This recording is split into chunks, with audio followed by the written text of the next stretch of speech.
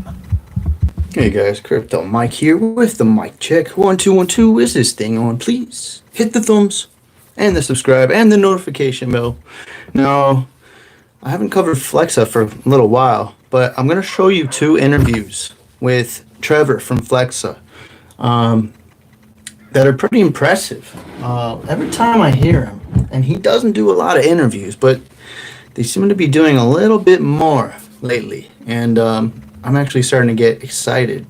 Now, it has been my number one holding for over a year now, and it's been doing well. The last few months, not so well, but that doesn't really matter. Price doesn't matter when it comes to this, for the time being, and the reason for that is that it's really not.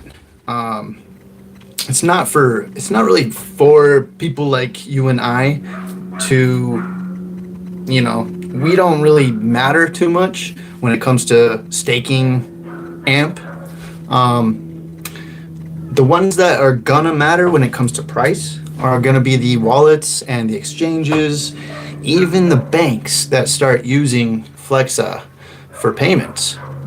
We should be able to, sometime in the future, pay with our crypto through our own bank, and most people will not know. We will, but most people will not know that Flexa is the one that is enabling those payments, those crypto payments. And anyone in the crypto market, anyone who's holding crypto or has been paying attention, anyone who basically hasn't been hiding under a rock lately, has been seeing crypto trend, especially Bitcoin. But you all know, Bitcoin goes first and then everything else comes later. Bitcoin has the first mover advantage, and it'll still keep being king for a little while, at least, until maybe some other coins with better utility come in, and people from the outside with a lot of money start seeing that. And also regulations. We're waiting on regulatory clarity in the U.S., and that's a big deal. That's also a big deal for Flexa. So if you didn't know already, FlexaCoin has been switched to AMP. All right, now you could still hold your FlexaCoin, but you can't stake it anymore. The reason I'm holding AMP, the reason I was holding FlexaCoin is because you can stake it for rewards. Now you stake it to be part of a liquidity pool for collateralization, so that anyone going in to a Whole Foods or a Bed Bath Beyond or a Ultra, what's it called? Ultra, the makeup store. I forgot what it's called. I don't wear makeup, so I don't know. Maybe if I get married, I'm gonna probably find out. So, and then, or like Baskin Robbins, Dunkin' Donuts, okay, you can go in there. Gemini already has it integrated into their app. Now, Gemini's making big moves, guys. The twins, don't underestimate them. First of all, they have connections to none other than Mark Zuckerberg, probably, what is he? The richest guy in the world? Something like that. He's very, very high up there. Anyways, it doesn't really matter. That doesn't matter. It's what he built and the kind of power he has through his big tech platform that really matters. I'm going to be staking some meme in a second, so I have a little timer. So, anyways, I want to show you a few interviews. Okay, the two little interviews. They're not too long. This will probably be like an hour and a half altogether. With Trevor, and I hope some of you guys are holding your AMP and wondering what's going on, and I'm going to show you. This is their plans, this is what's going on. They're going to be a big player in the DeFi market. This new DeFi run, the next DeFi push, I think it's going to be bigger than the last one. The last one was like the first round. Now they've made improvements, they've tweaked it, they've done little things, they figure out what has gone wrong, they figure out what has gone right, and they've been able to make improvements, and there's more protocols coming, and there's the protocols that did well are going to do better, I'm sure. Uniswap has a version 3 coming out, Ethereum 2.0, coming. I'm not sure if how it's going to affect gas fees right away, but over the next year or two, that's going to really help with liquidity. And the staking protocol will, it'll eliminate the need for gas fees to pay to miners, because it's moving from a proof of work to a proof of stake. That's a big deal in the DeFi space, okay? Because Ethereum, basically, DeFi is kind of built around Ethereum for the time being. We also have other chains coming in with DeFi players, so that should be pretty big in 2021.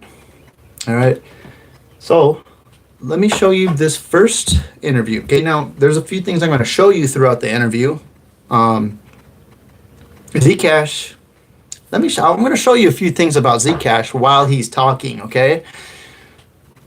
First, though, I have 4 minutes till I can stake my meme, and I got to get it in there first so I can get the best. So I can get the best. So I can get the best deal, so I can get the first mover advantage on minting the NFT I want. Very excited about this. So anyways, guys, I'm gonna go ahead and play the first one for you. And this is actually the Zcash Zeal call. They do it monthly, but they have Trevor on from Flexa, and it's a really good interview. And the next one is a really good interview too. Every single interview, he doesn't do a whole lot, but the ones I see, the ones he does, he explains more and more. And guess what? One of the reasons I like them, they're so quiet. It tells me they don't need to market. They don't need to get everyone riled up and hyped up, and they don't really need it because they've got a lot of stuff going on that they're working on, and protocols, and they're working on stuff. There's a lot under the hood, and they also have non-disclosure agreements. That's what it tells me. Remember, Stellar just didn't say anything. Hasn't said much at all over the last few years. They had the IBM announcement, and then nothing. I mean, they had their Meridian conference. They really haven't said much of a peep. They burned half of their supply, and there's a big controversy around that. People hated them. Now people are starting to love them. What's the deal with that? If you were a big old Stellar hater, why do you love them now? Oh, because everyone else does? Come on, you guys, you got to think ahead. All right, so the quiet ones are the ones you need to watch.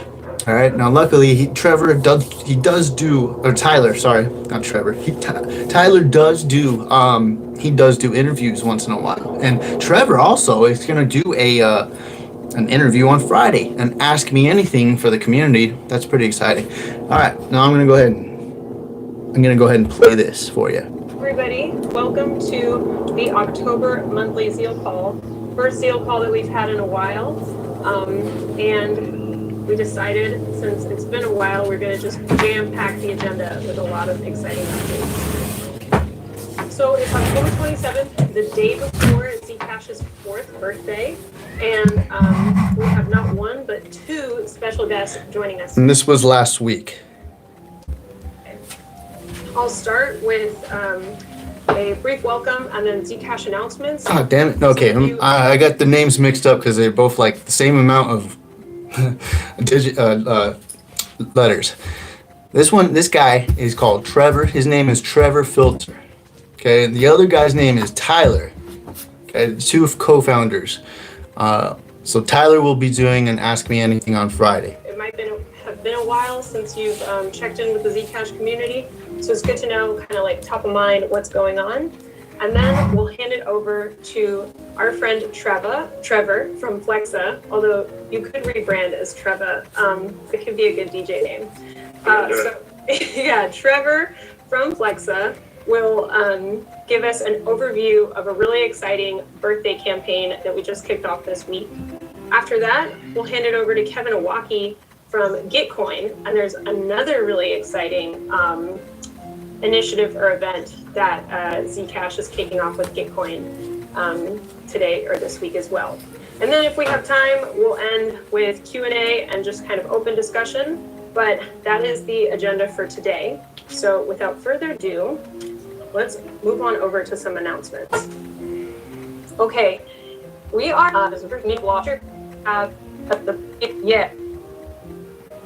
the whole life of Zcash, but yeah, tomorrow marks the 4th birthday for Zcash, and we decided to celebrate by doing something special with our friends, Flexa. And what we're doing is a really cool campaign where if you have the Flexa app or the Spendin app and you download it, you can get $10 worth of Zcash to spend at Baskin-Robbins or Dunkin' Donuts by using this code, HBDZEC, Happy Birthday Zcash. So it looks like it's working. People are already using it. I went to Dunkin' Donuts this afternoon, actually, and bought some coffee. So you can use that credit for Baskin-Robbins and Dunkin' Donut, and the credit expires on November 18th, which is canopy activation. It's all very well thought out, and the offer is good for the first 250 people who redeem the Zcash credits. So if you download it and you don't get around to using it, just be mindful that some people might beat you to the punch. So we're really excited about it, and we're kind of looking to see how long it's going to take for everybody to get their cake and ice cream, or their freshly brewed coffee, as the case may be. If you're not a sweet tooth person, or if you're kind of sensitive to dairy. And so I think like one thing that we've been really excited about in working with Flexa, and one reason I was super excited to bring Trevor into the Zeal call, is because this aspect of Zcash as payment, or Zcash as a payment in, big box, mainstream, non-crypto stores, is something we really don't spend enough time talking about as a community. And it's a very real use case. There's a lot of exciting activity in the space. And I think it really reveals a lot about our community that we might not have been aware of, or we might not have top of mind. So a few fast facts about Zcash on Flexa. First, Zcash is the 5th most spent asset on the Flexa network. In 2020, 1 out of every 15 transactions made with Flexa was made with Zcash. And this is something I think I was pretty surprised by, but you never know who uses Zcash. That's what's so cool about it. Zcash over-indexes on ice cream and beauty and wellness relative to other assets on the Flexa or the Spendin app. So it over-indexes by 9.5% for Baskin-Robbins and over 20% for Ulta Beauty. So I always knew Zcash was a beautiful community, but now I really know y'all are beautiful on the inside and out. So how about that? Okay, so that was a little bit of an introduction for people who might not be as familiar with Spendin. And now I'm going to hand it over to Trevor for him to talk a little bit more about Flexa and his perspective on digital payments and the role that Zcash can play in that space. Thank you so much, Elena. First of all, I just want to say we're really, really happy to be here. Flexa, the whole team at Flexa, you're a huge fan of shit. tech. Okay, all right. This one? Wait, what? Is this the one I saw? Oh shit, I was listening. I didn't even watch this. I was just listening through my earbuds. Okay, so I'm correct. Good. Trevor's this dude. All right. Tyler's the other dude. All right. So Trevor is going to be the one who does the Ask Me Anything. Doesn't really matter, but they are two different people. I want to get them right. We'll probably know them a lot more in the future. I'm telling you, I really do think Flex is going to be big for what it's going to be used for. And just listen to how he explains it. ECC and the Zcash community. And I think everyone that we've seen has their own reasons for spending or holding certain coins. But me personally, I really like actually spending my ZEC. It's so freaking fast compared to Bitcoin, but I also am really privacy inclined with all my purchasing. And so here today, sort of speak about why we built Flexa, where we look at the future of digital payments, the role of privacy in payments going forward, hopefully answer some questions so we can at the end, and then talk about some future plans with Zcash. Basically, for those who are not familiar with Flexa, we have built a merchant product that is essentially acceptance technology at a merchant's point of sale. And so we can push authorization codes to terminals in stores and soon online. purely digitally and instantly, and then we can settle a crypto transaction or an exchange after the fact. And to prevent fraud on this platform, we've built out this open source collateralization protocol that we call AMP, that essentially decentralizes the payment risk to a staking platform. And our goal over the course of the next several decades is to basically make it possible to spend any coin using any app in any store. And you could think of this as wallet apps, but you could also think of it in the near term as things like loyalty apps and spending other digital assets than the ones that we're more familiar with in the crypto community, to eventually maybe even spending straight from your banking app. So if you think about how your bank account balance could essentially be digitized or tokenized into stablecoins, we want to support that as well. And what we really care about is more evenly distributed access to payments, particularly trying to break down some of the barriers that have existed for certain communities as we've built out credit checks and credit scoring systems, or as we've decided to service certain areas of the world and not others with financial technology. So that's, I think, where the mission overlap in our two companies and mission, broader communities is really strong. So that's kind of why Flexa exists, is trying to make payments more accessible, trying to make payments more modern. We believe that the future of digital payments, and really the future of payments generally, is not Visa or MasterCard. These are platforms that were essentially designed 70 years ago. And if you think about the fact that the internet has really only been around for about 40 years, we're basically taking an analog technology that hasn't been developed with the digital infrastructure we have all over the place today in mind at all. There's lots of fraud, there are multiple intermediaries. Even the nature of a payment transaction today is really about sending sensitive data through a system of maybe 12 different parties and hoping it doesn't get stolen at some point across the line. It gets stolen all the time. There's lots of fraud loss, it's very expensive. And we actually like to cite a study from the Kansas City Fed that says that the overall payment cost in the United States is actually about 2% of GDP. So we have a dead weight loss, a social cost of payments that is 2% of the gross domestic product of the US. It's a little bit lower abroad, but that's just unacceptable to us.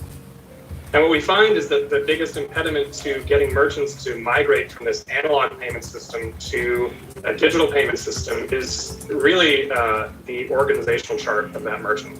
So you have things like economics and asset volatility or Forex handled by a treasury department, things like private key storage that would be handled by an IT or a security department.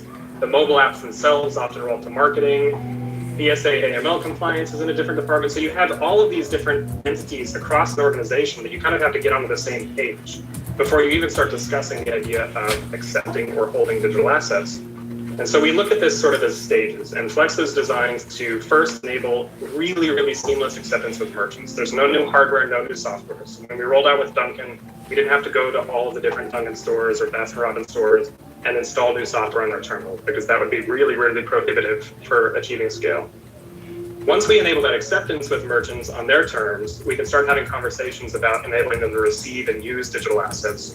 And then finally, stage 3, we hope, is enabling their vendors to receive and hold digital assets. So we've essentially migrated the entire payment stack over from these analog payments to digital assets. And I think phases 2 and 3 are where Zcash and Zec particularly come into play.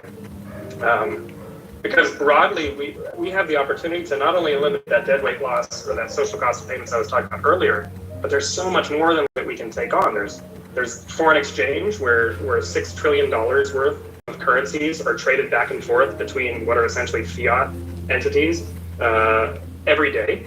There are fraud losses that amount to the hundreds of billions because this payment system is analog and very holy, like lots of holes across the entire system. But perhaps more importantly, I think we're looking to reshape large businesses and their org charts around secure payments and secure storage of assets and value that is important to their company. So there's a huge role that privacy plays in those payments. And I really believe that if we rebuild payments without privacy, we've completely failed.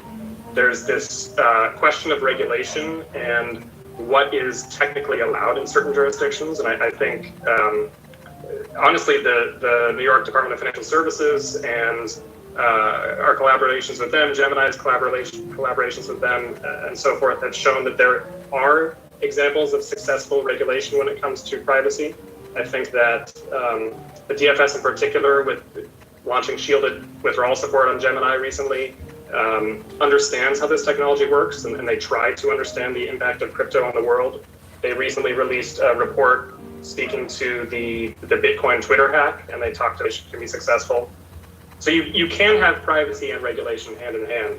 And one of the ways I would point to that, which actually goes back to when I first met Josh and Zuko from ECC in Palm Springs a couple of years ago, is that Flexa by default is completely anonymous to the merchant.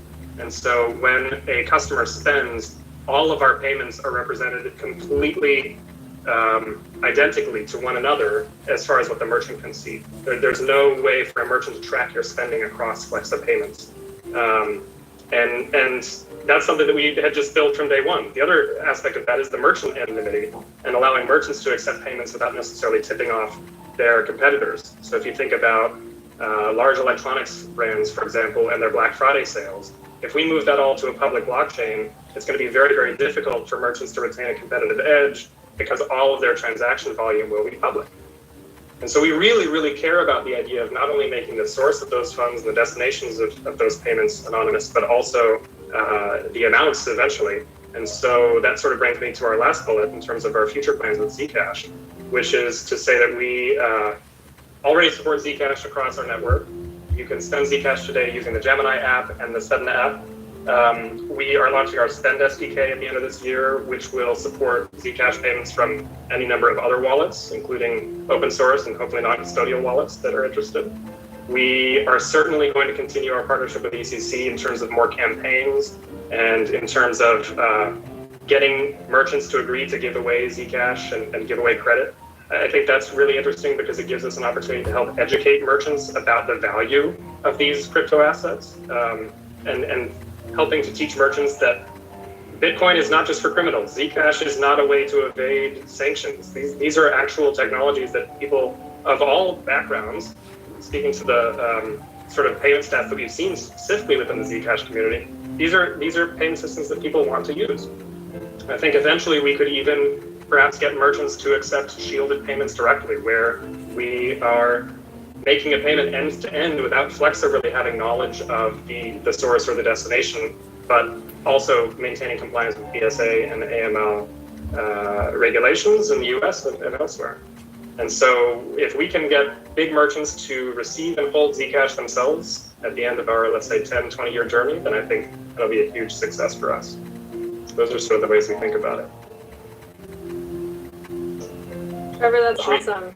Should we turn to some questions? Maybe? Yeah, here. I think there's been some chatter in the chat. Thibaut asks, what are next things for Flexa? Maybe Flexa beyond specific to Zcash. You answered a little bit what a Z2Z future might look like for Flexa, and then I think those were the two main questions. There's a lot of exclamation points. A lot of what you were saying was resonating with people. And then somebody else, Abdi, asked, will Flexa or Zcash work with PayPal? So yeah, three good questions for you. Great questions. Next things for Flexa, we have put all of our focus into the Spend platform and the Connect platform, which are our two developer platforms.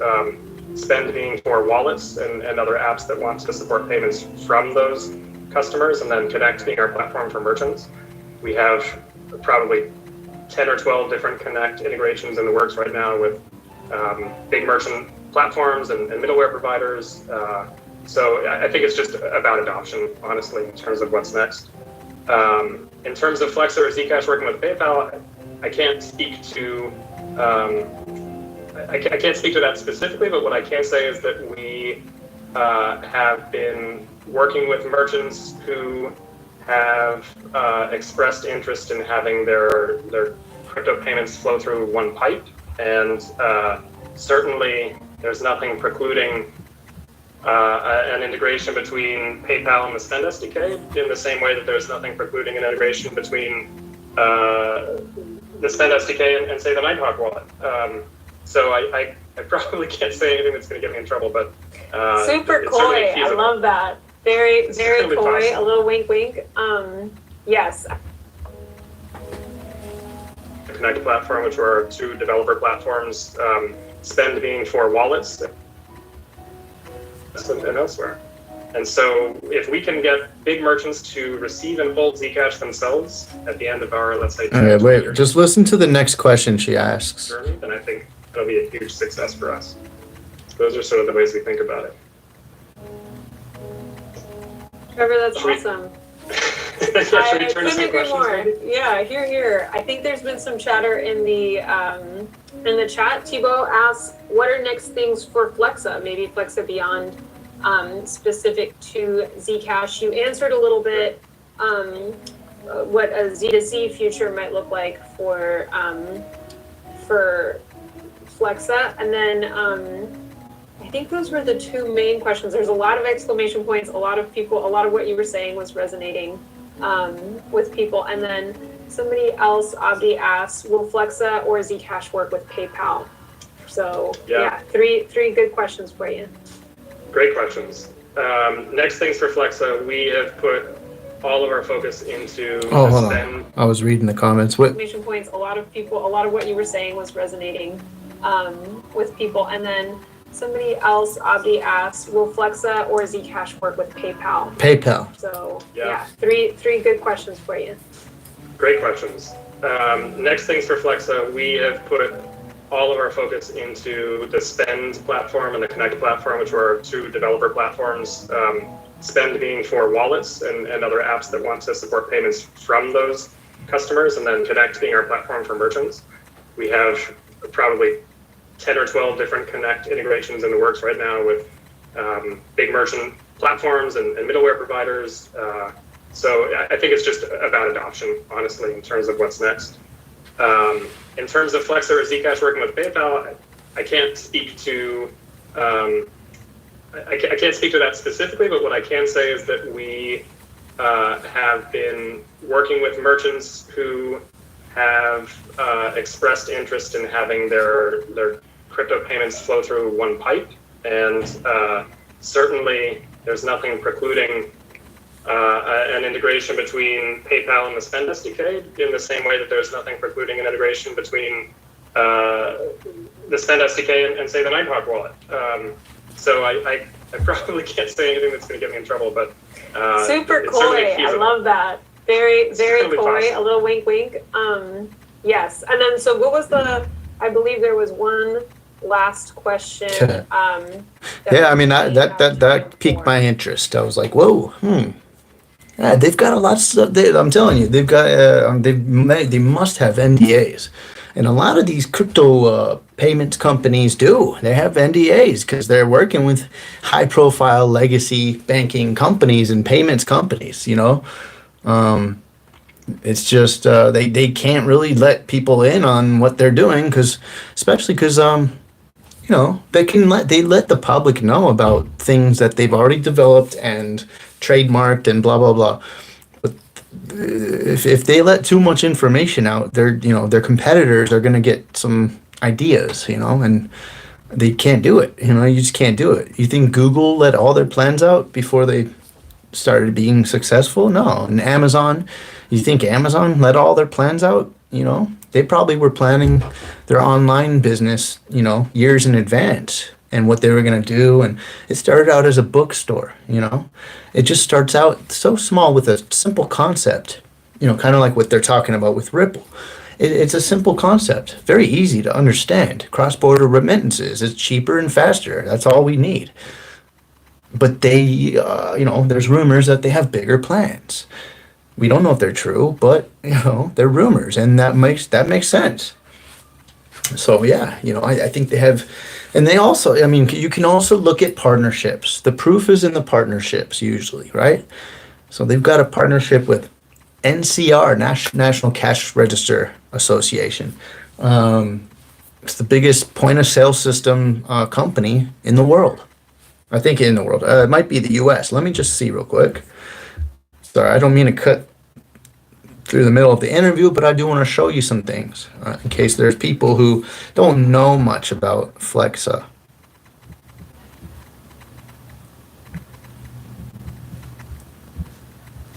No, POS doesn't mean piece of shit. It means point of sale. let's see. So we can go to ncr.com. They have a partnership, an exclusive partnership with NCR. That's huge. That's humongous, guys. That's so they don't tell us much, but they do tell us through their partnerships. That's big. You got to pay attention to the partnerships. You got to pay attention to what their partners do. You know, what their business model or what they do. Like what is their model? What do they do? What do they provide for the world? And what kind of services do they provide? How much are they being used? This one is being used more than any other. And now, if you know what a point of sale system is, it's the cash registers that are being used at every single retail outlet, merchant, basically. Everywhere you go to pay, when you go physically to a store, you're paying through a point of sale system. Okay? So they're teamed up with Microsoft. I mean, this is a big company. Big company.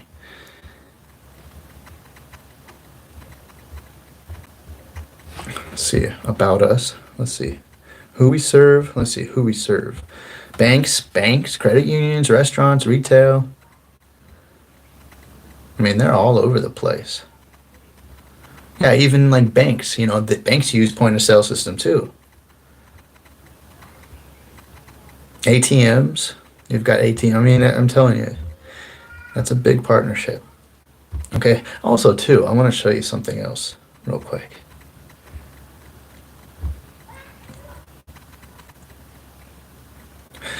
About NCR, I'm going to show you something else off this website. We turn everyday transactions into meaningful relations. Blah, blah, blah. I just want to see what the statistics are on this. And for that, I'll go to Wikipedia. NCR Wiki. Let's see if that brings us to Wikipedia.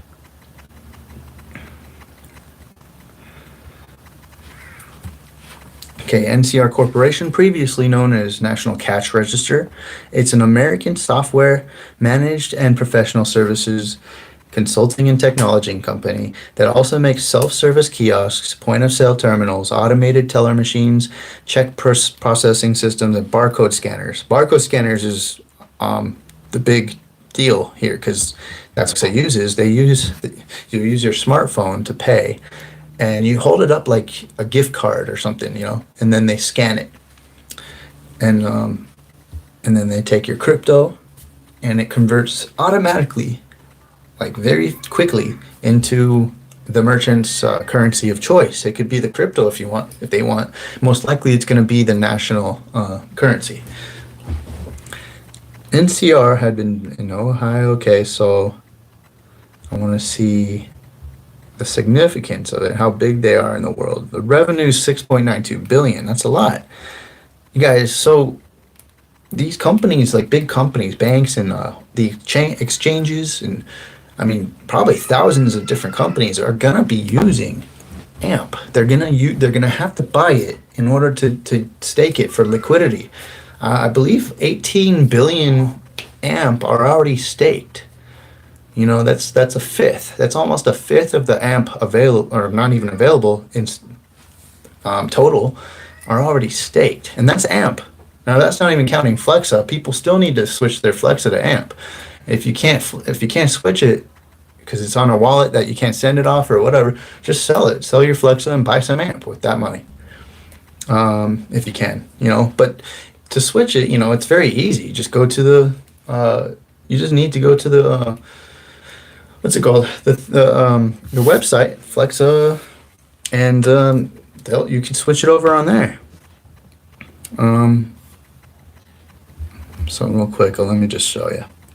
Now I'm not trying to sell this. I'm not being paid or anything. People have been asking me lately, how much did you get paid to promote Sushi Swap? What are you talking about? Oh, remember that tweet? What, that tweet? Yeah, I tweet a lot. What are you talking? You want to see how many tweets I tweet? Let's see. Crypto Mike tweets. Let's take a look at how many tweets he's tweeted. Does it say? I've tweeted like 23,000 tweets. You think I got paid to tweet one thing about sushi? Trust me, I don't get paid by anyone. I don't take offers. The only one I made commission off was Bo Polney. And it's because it was a service that I believe in, you know? So he's helped a lot of people, you know, go through the cycles. I still believe in him. I like his newsletters. So, but no, I don't. You know, come on, I'm just a dude. Like, anyways, I'm not even that, you know, big. If I was like Data Dash or something, you know, then you could question me legitimately, like, oh, how much did you get paid? I would get that, but I got 20,000 subscribers. That's not that much, okay? And I don't get that many views, you know, on my videos.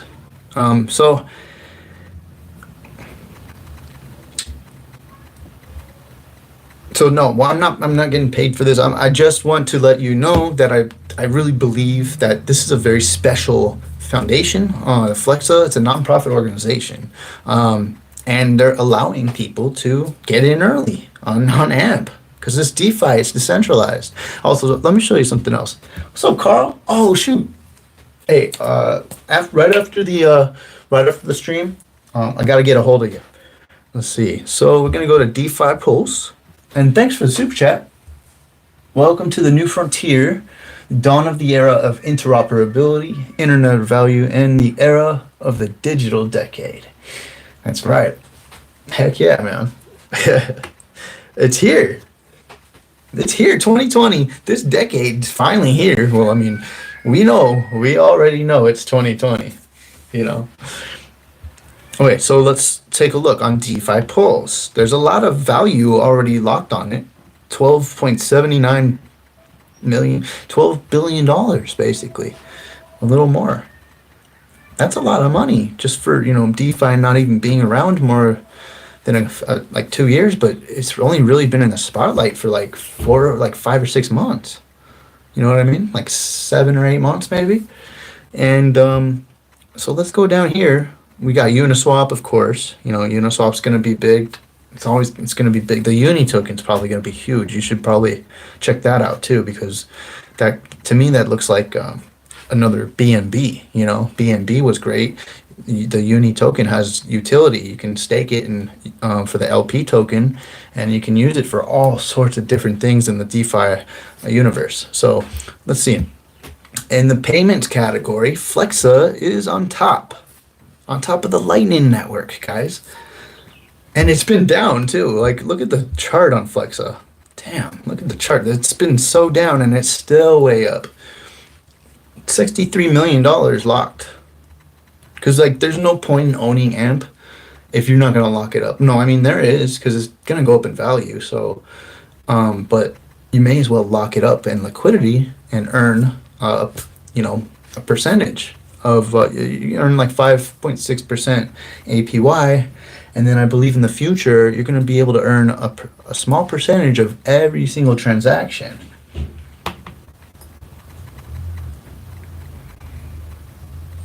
Okay, but look at the price. It's been down. And wait till it goes up. I mean, that's why I'm saying, is it time to buy AMP? Well, look, it looks like a double bottom to me. But hey, it could still keep going down. I don't know, but all. Let's do all. So look at that. Does that not look like it's hitting a floor? Dang. It looks like a good time to buy. I'll tell you what, that's what I think. If I didn't already have my stack, I'd be buying more. But look, it looks like it's hitting support, you know, and that's typically the best time to buy, especially when we know, you know, an altcoin alt season seems to be just around the corner, or it's already here, I think. Let's take a look real quick. Let's draw a little line on the chart. Look at that. I mean, it's not perfect, but, you know, basically goes along with the support. And you see how it's, you know, it's kind of consolidating, and then that's what it does. Consolidates and starts going up. So I'd say this is probably a great time to at least start dollar cost averaging AMP, because they came out of nowhere, you know. They've been quiet, and they came out of nowhere with a high market cap from the get-go. You know, they've been in the top 200 ever since they've been around. What does that tell you? They've already had big investors, you know, buying, and they're not like out there hyping their coin up or anything. It's not like they need it. They need merchants to sign up, and they already did. They have over 41,000 merchants already signed up with them, using their services. That's huge, you know, including Bed Bath and Beyond, I think Express, Baskin Robbins, Dunkin' Donuts, GameStop was, but I think GameStop went out of business. I'm not sure. What else? Whole Foods, and then Whole Foods owner is Amazon, and I think so that kind of creates a little bit of a connection there. But there's nothing certain that I've heard. So, you know, and now they're talking about, oh, well, yeah, PayPal will definitely be able to use our Spend SDK. You know, they'll be able to integrate it. That's a big deal. You know, because look what PayPal did. They basically started the second round of the bull market, along with all the other bullish news. But that was huge news. Anyone who's already using PayPal, let's take a look. How many users?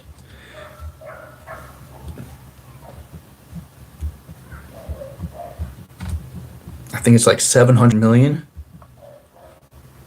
or more. No, I think it's like a billion or something. I don't know. Let's see. That's a lot of people.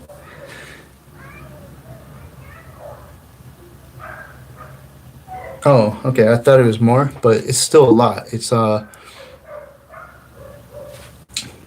300 million.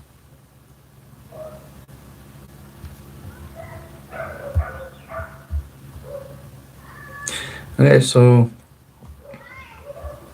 they have 286 million active users. What does that tell you? It tells you that all these active users have money going in and out of PayPal, their PayPal app, but they've never had access to crypto, which is a huge, new, hot, rising trend. And now they'll be able to buy crypto because they see it's going to be a great investment going forward. You know, the stock market's not going to be the hot thing anymore. The stock market's been the hot thing the last 4 years. Now, guess what 2021 is going to be? It's going to be crypto. Everyone's going to be starting to talk about it. And they're going to be acting like they're cool, you know, and because they got into crypto and like, hey, you in Ethereum yet? You in XRP yet? You in Stellar yet? You have any Litecoin? Dude, you gotta get some Litecoin, man. I just bought some, bro, and you know, I feel smart. You know, I'm like, well, yeah, people are gonna be feeling smart in 2021 because their investments are gonna be shooting up 100, 200, 300, 400, 1,000, 2,000% in a year, and it's gonna be insane, the hype. Insane. And guess what? At the end of next year or the end of the bull market, I don't know exactly when it's going to be. Data Dash seems that Nicholas Merton, he thinks it's going to be in 2022, the end of 2022. It could be. That's conservative, he says. So I think it'll be somewhere between the end of next year and maybe the middle of 2022 or something like that. But what are people going to want to do with their crypto once it has just a humongous value that they never had before? Well, there's going to be two things they're going to do. They're either going to sell it into a stable coin, even though, you know, the dollar is not going to be, well, I don't know what the dollar is going to be like by then, because it might be fractionally backed by something of true value. So it might be more stable, it might be less hyper, it might be less inflationary, or who knows. But they're going to want to sell it to a stable coin. Doesn't matter if it's backed by the dollar or whatever, it's going to be stable. Or if they have a way to spend it at the places that they buy their stuff from, why wouldn't they just spend their crypto? I mean, once my crypto blows up, I'd rather spend that. I'd rather use, because I know the cycles too. Once it blows up, it's going to go down. You know, So people are going to start panicking. Actually, once it's after the bull market, people will panic and they'll be selling the crypto, and then they'll also use their logic to justify spending the crypto. Like, why not? Why would it not make sense? I mean, CBDCs are going to be well known by then, you know. Crypto, Bitcoin, Ethereum, XRP, it's all going to be well known by then, I believe. And, you know, Chainlink and all these ones. And Flex is going to be running in the background as a software, as, you know, as a protocol, DeFi protocol too, you know. And there's only going to be a few people, like regular people like you and I, who actually invested in them, because they're not trying to market it to people. They're kind of talking about it, yeah. But it's like Ripple. Do you think Ripple really cares if we buy XRP? I mean, they don't care. They don't. It's not like they want us to or anything. It's not like we're gonna move. It's not like we are detrimental. Us not buying XRP won't be detrimental to their success as a company, or, you know, to XRP's success. So, oh, it's a fan. So yeah, so PayPal being in crypto now, that's huge. That's huge, because now all these people with money on their accounts, and there's a lot of people who are unbanked, they have no way to buy crypto. Now they do. And it just started a few days ago. You don't think that's going to be huge for the bull run? Now, that's also going to provide a lot of liquidity for Bitcoin, which, you know, could help with a big dump if that happens, you know, within the next few months. I think there'll be a sharp drop, but with the amount of interest in crypto now, or amount of eyes on crypto, and it's spreading rapidly, you know, any sharp drop will be bought up. It'll be gobbled up like a hungry hippo. I mean, it'll be gobbled right up, just like in March. And also, we're expecting another stimulus. And I'm guessing they're gonna probably time it for maybe like right before or right after the big dump, because they know, the people who create the stimulus bills, they basically control the markets, you know. They know when things are going to happen, and so they act accordingly, you know. They line their pockets up, you know. So this is a huge deal, and if you are able to spend your crypto that was in your PayPal account, if you were able to spend it at your local 7-Eleven or local supermarket, the PayPal users will be happy, since you cannot take the crypto off of PayPal, but however, you'll be able to spend it. Sounds like a plan to me. Sounds like they've got a plan. You can't take your crypto off of PayPal. Basically, you cannot own your crypto. However, you'll be able to spend it. So what are they going to do? They're going to spend it. They're either going to sell it or spend it. You know? That's it. A lot of people are going to spend their crypto. It's as easy as that. I don't see how people cannot be bullish on AMP or Flexa. Now, let me go back to the interview. Bujati just asked, is Flexa network and banking app integration, what could that look like? I think that the future of digital assets, or well, let's say digital asset payments, is going to happen kind of under our noses, in the sense that we won't necessarily as consumers know that we're using digital assets to make a purchase. I mean, there's so many qualities of digital currencies, digital assets that lend themselves to merchant needs and real merchant problems. And so a banking app integration with Flexa looks like you are paying with your banking app. It is riding the Flexa rails, and behind the scenes, it's using some form of asset, likely a stable asset, like USDC, let's say, to facilitate. And there he talks about USDC too, you know, and there's quite a few reasons. I think that the USDC is going to be probably the main digital dollar. If it's just one of them, it'll be the main one, I think, created by Brian Brooks. I'd say it too much, but It's like people don't really get excited. I don't get it. I don't understand why people don't really, you know, I don't know. But it's like connect the dots. There's going to be a few winners, a few big winners. And we're being told which ones already. We're starting to be told. They're telling us. Stellar, Algo, USDC. I mean, XRP is kind of a given because that's in the background. They don't really need to tell us about that. Or they're probably hiding that one from us. That's why in that crypto movie, I think it was called Crypto, they took XRP out of the list on the CoinMarketCap list. They showed it in the movie in the trailer, and XRP wasn't even in there. You know, it was number 3 at the time. They took it out, and I think Bitcoin Cash was in its place.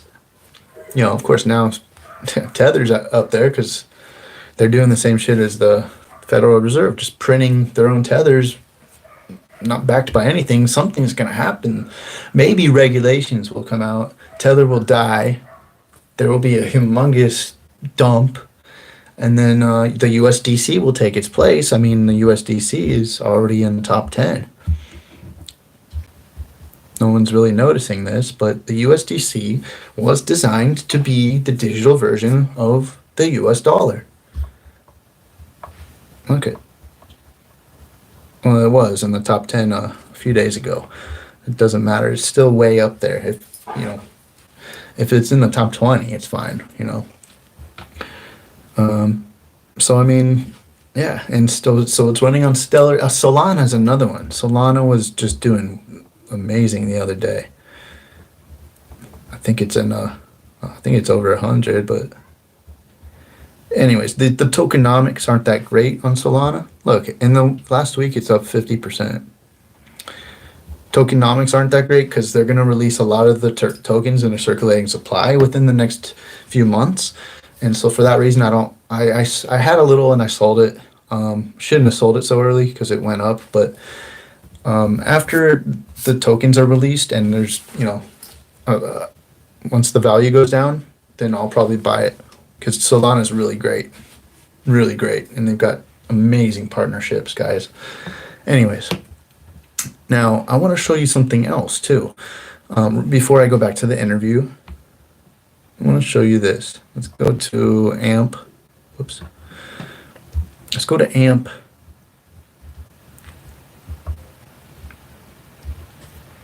Okay, Flexa. We can go down.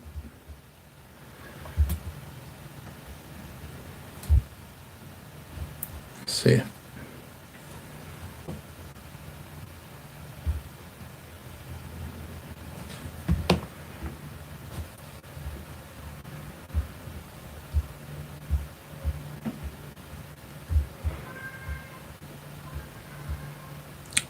Okay, supported by any. Okay, digital. I want to see what they support, though. I want to show you what they support.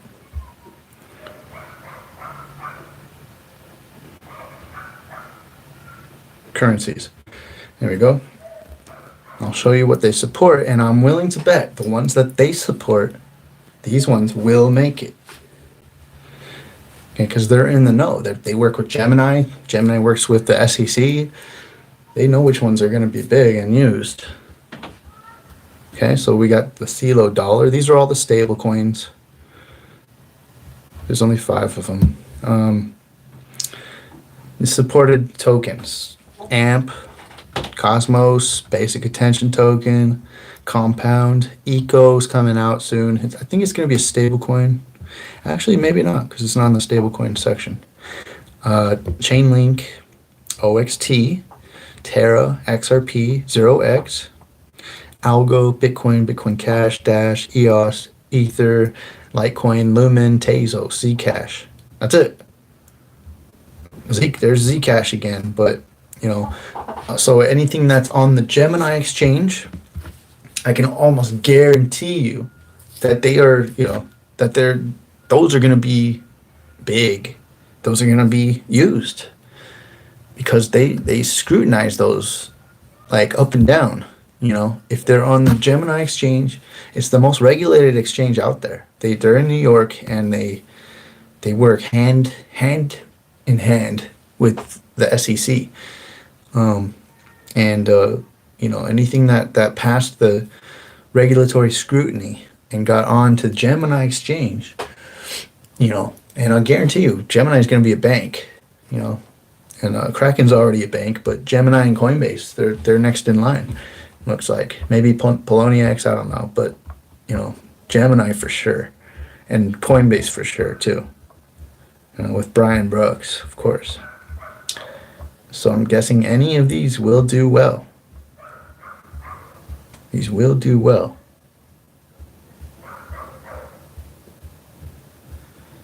All right.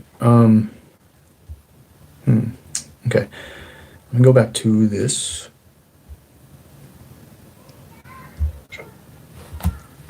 So I think that's probably what that looks like. Awesome. And then we also will have time at the very end for Q&A. Trevor, thank you for that overview. I wanted to show people, I just had it loaded up on my phone, the Baskin-Robbins scan that I used earlier today. Let me see if I can pull it up again, just to show people. So it's called a flex code when you're using the Flexa app. And I used it earlier today. Oh, it just came up. I wanted to show people really quickly what that looks like, or what that would look like.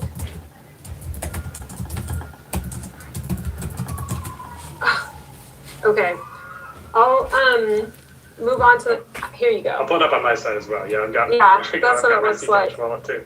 So And now, so it just pops up. It's a one-time use code, and you could take a screenshot of this and not be able to use it as soon as I swipe it off the screen, because that's the kind of authorization technology that we've built. That's cool. I'd never even thought about that, but I guess it's a one-time use code, so it changes every time you use it. No one can take a screenshot like from if you're using it on a video or something. They can't take a screenshot and use your money. But there's that's just a given, I guess. They probably looked at all that stuff. Now this is the end of this one. Now I want to show you another interview that was very good as well. Now, the Litecoin community is big in Flexa too. And now I know people think Litecoin's dead, but it's obviously not dead. It's in the top 10, right? Or top 20 at least. It's not dead. If there's that much money invested in it, people still have faith in it, okay? People with a lot of money. And, I've heard that there's going to be governments using Litecoin. I heard something about Germany using Litecoin or something like that. Yeah, Litecoin's still in the top 10. If it's still up there, then it's going to be big. It's going to be used. Don't listen to the communities on Twitter or on YouTube. Those aren't the people developing. They're not the ones behind the scenes. We're not the ones behind the scenes. We're the ones who speculate. And so if one popular person in the community has an opinion, a lot of times 100 other people will just completely latch onto that opinion without even doing any research, and then they'll start telling people, Litecoin's dead, man, you're an idiot, blah, blah. What? Like, did you even look into it, or are you just hearing shit? Just because what's his name sold his Litecoin, that doesn't mean anything. Same thing as XRP. Just because Jed McCaleb's selling XRP to fund his project, why would he want to hold XRP anyways?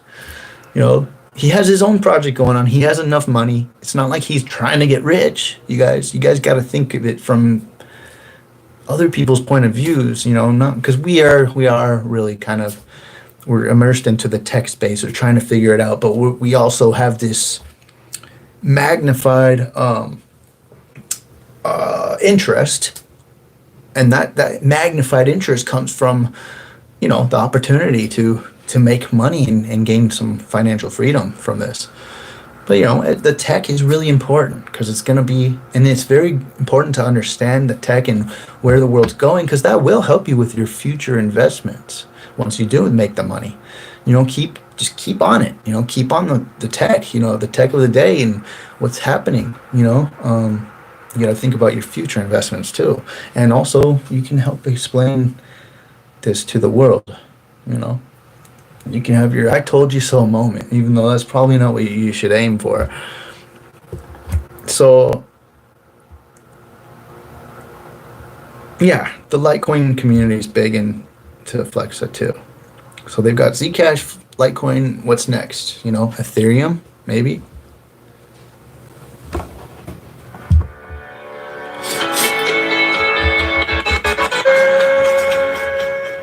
Hey, I'm Leia and welcome. You are now entering the Funky Town.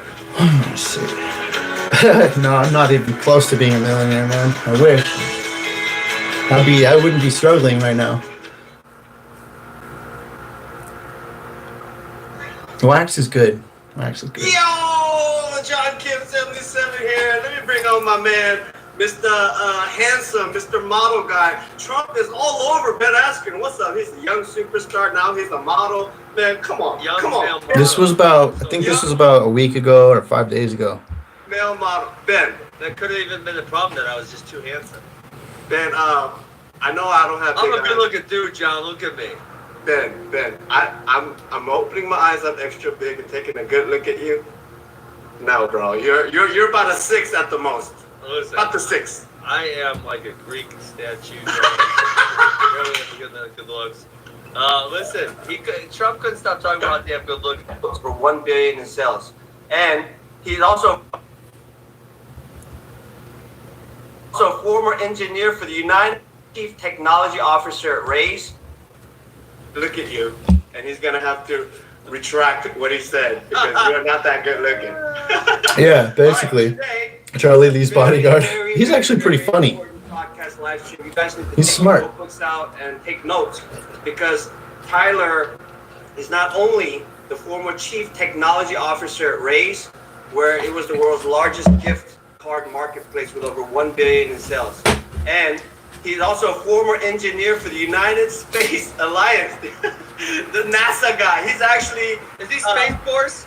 Please tell me he's Space Force. I mean, not anymore, but he was a NASA engineer. So he is one of the smartest people, most brilliant and honest, and I love his character. He's a good friend of mine, and I can't wait to have him on so he can explain to you what we're dealing with as far as the legacy banking system. All right. Boom! Boom!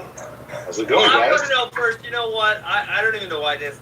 Do aliens exist or what, Tyler? If you're working at NASA, I know you know the answer. Just tell us the declassified version. Oh man, that's a good intro question. I really like that. Thanks for the intro, guys.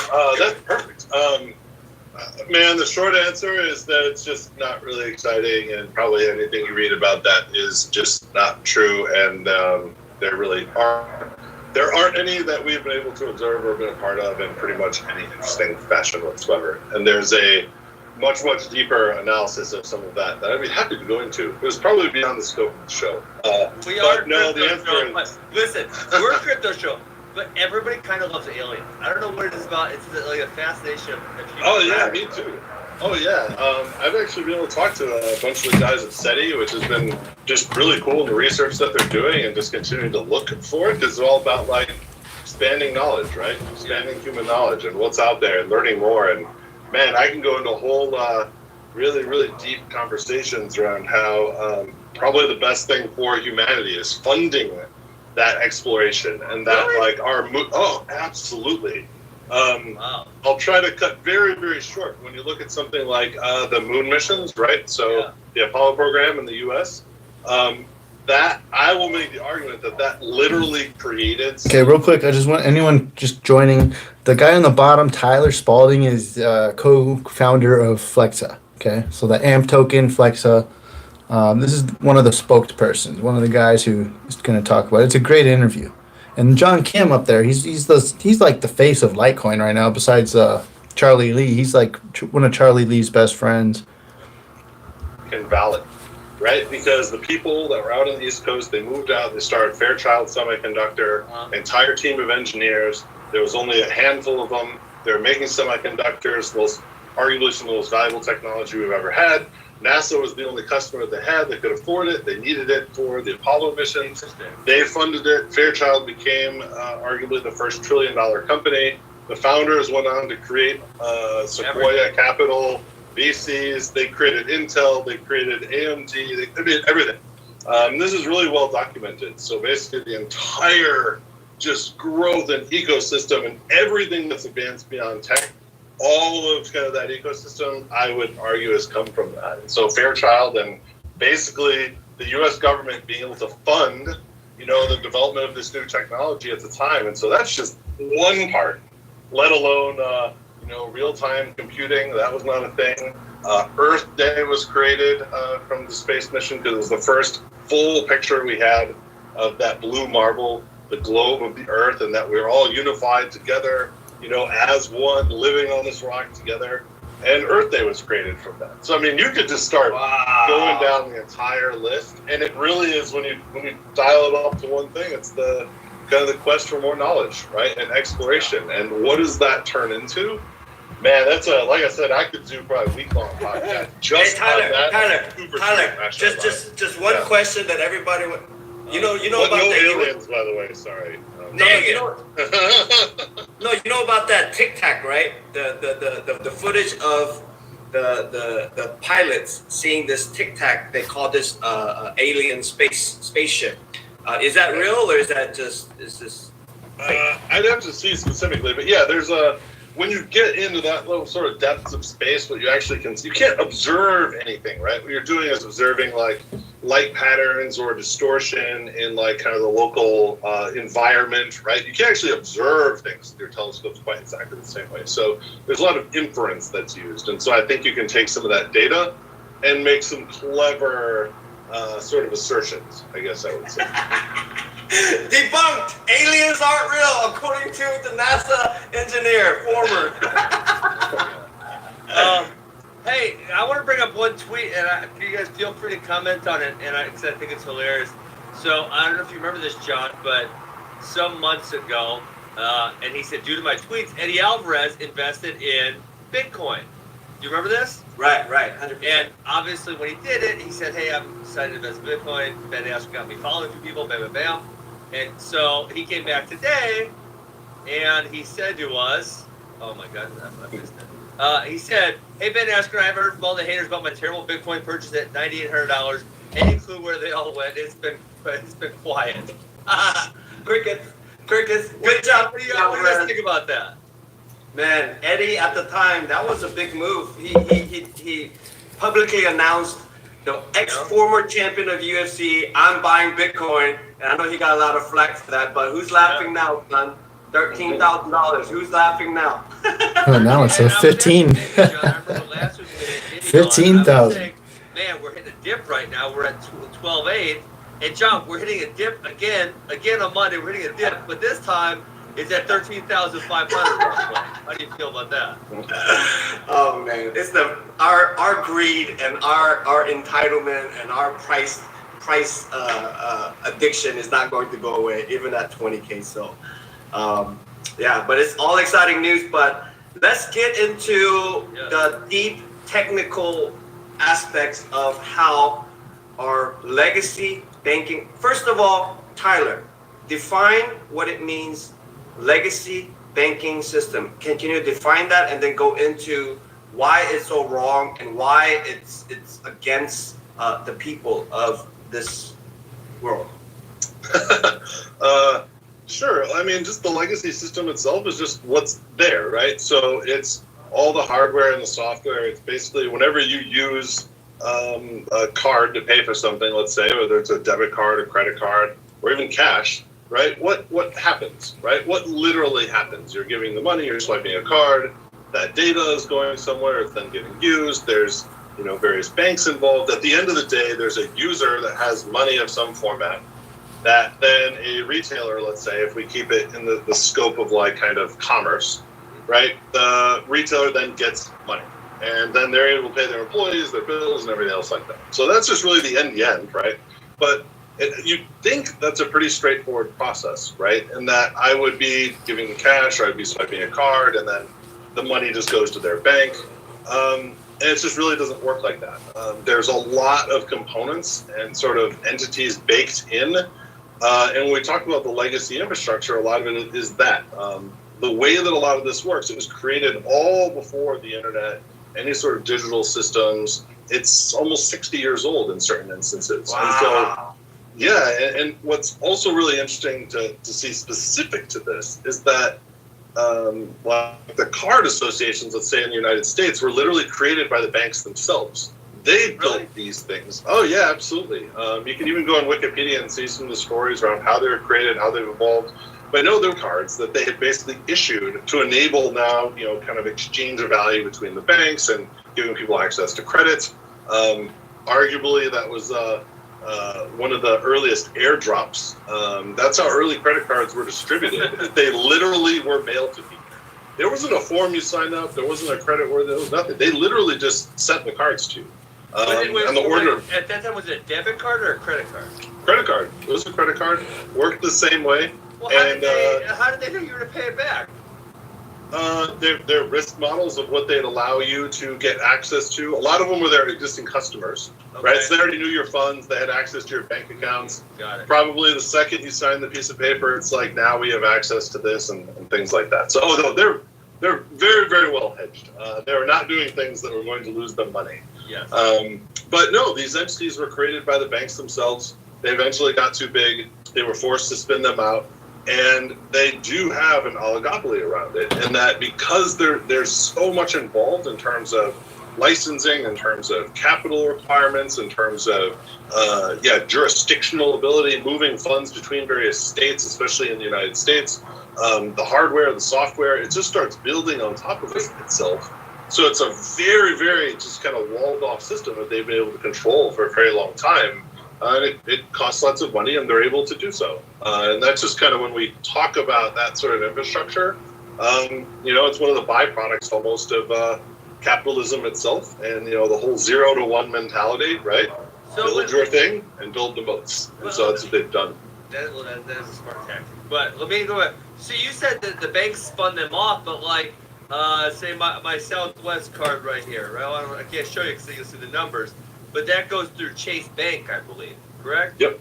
So that the bank owns it, or is it a separate? It's a Chase. Chase does everything. They're what they would call the issuing bank. So they're the one that actually has and maintains the account with you. So they're the one earning the lion's share of the fees.